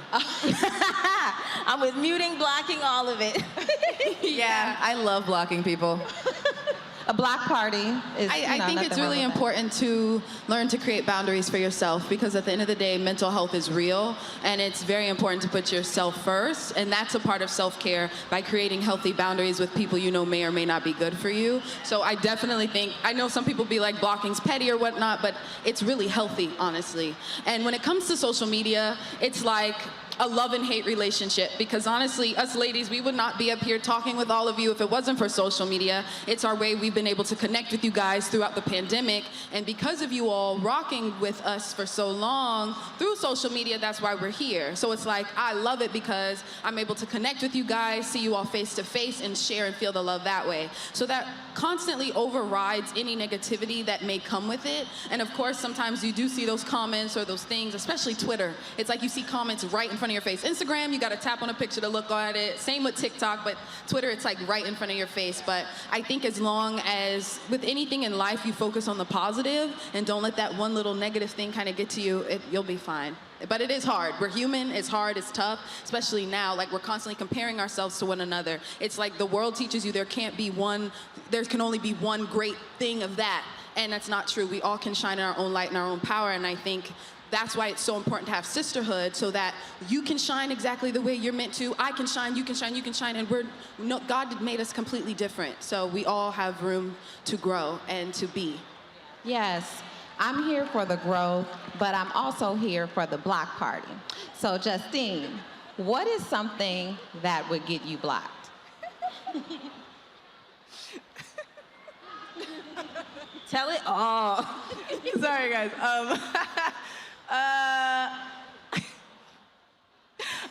You don't gotta give us too much tea, just a little tea. Yeah, she's right. No.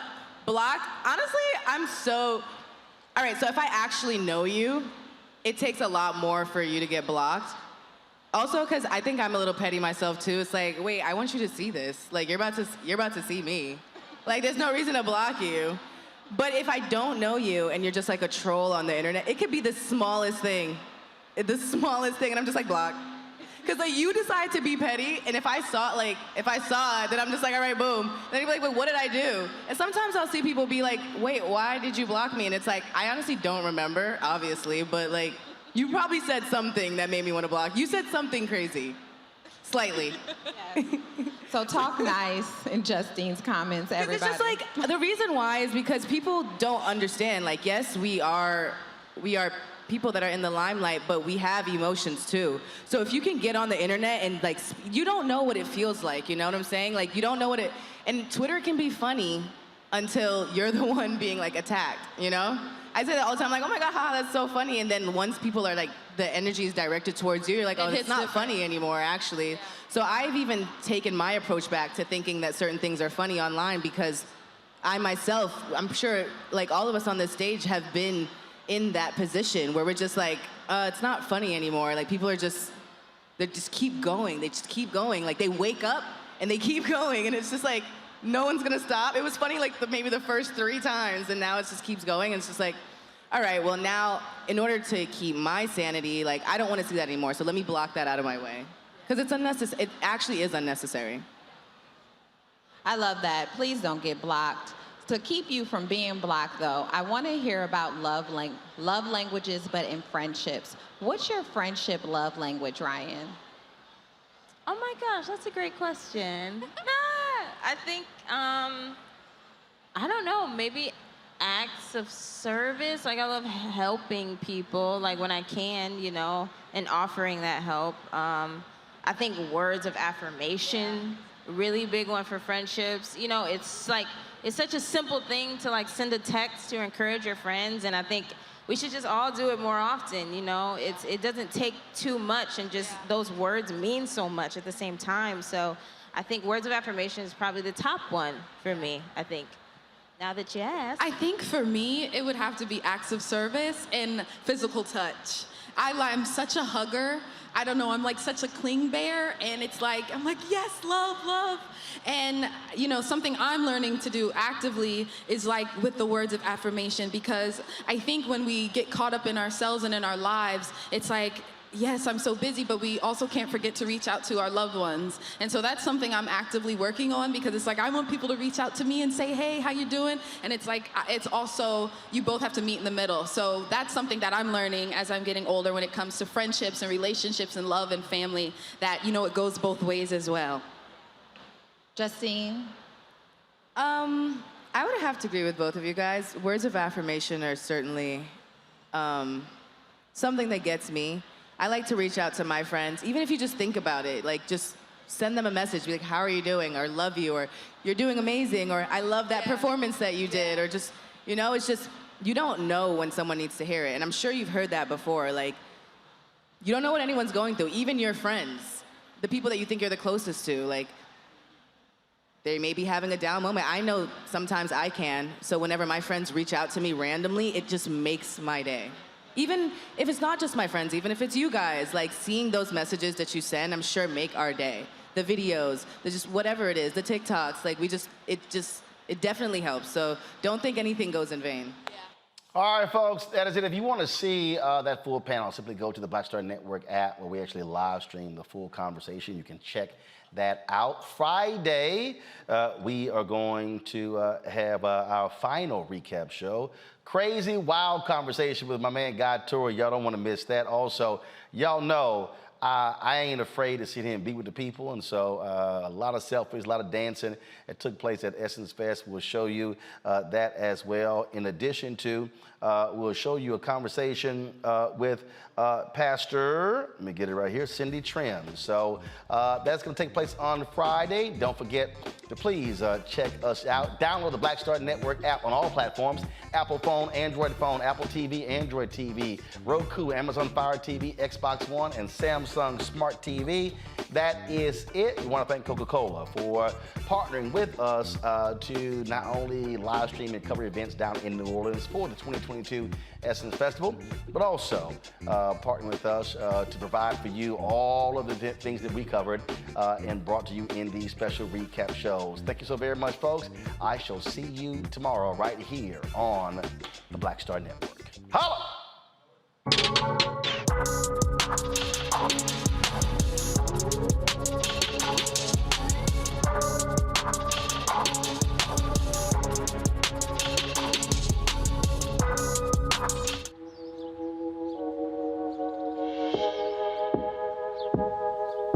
Hold fast to dreams.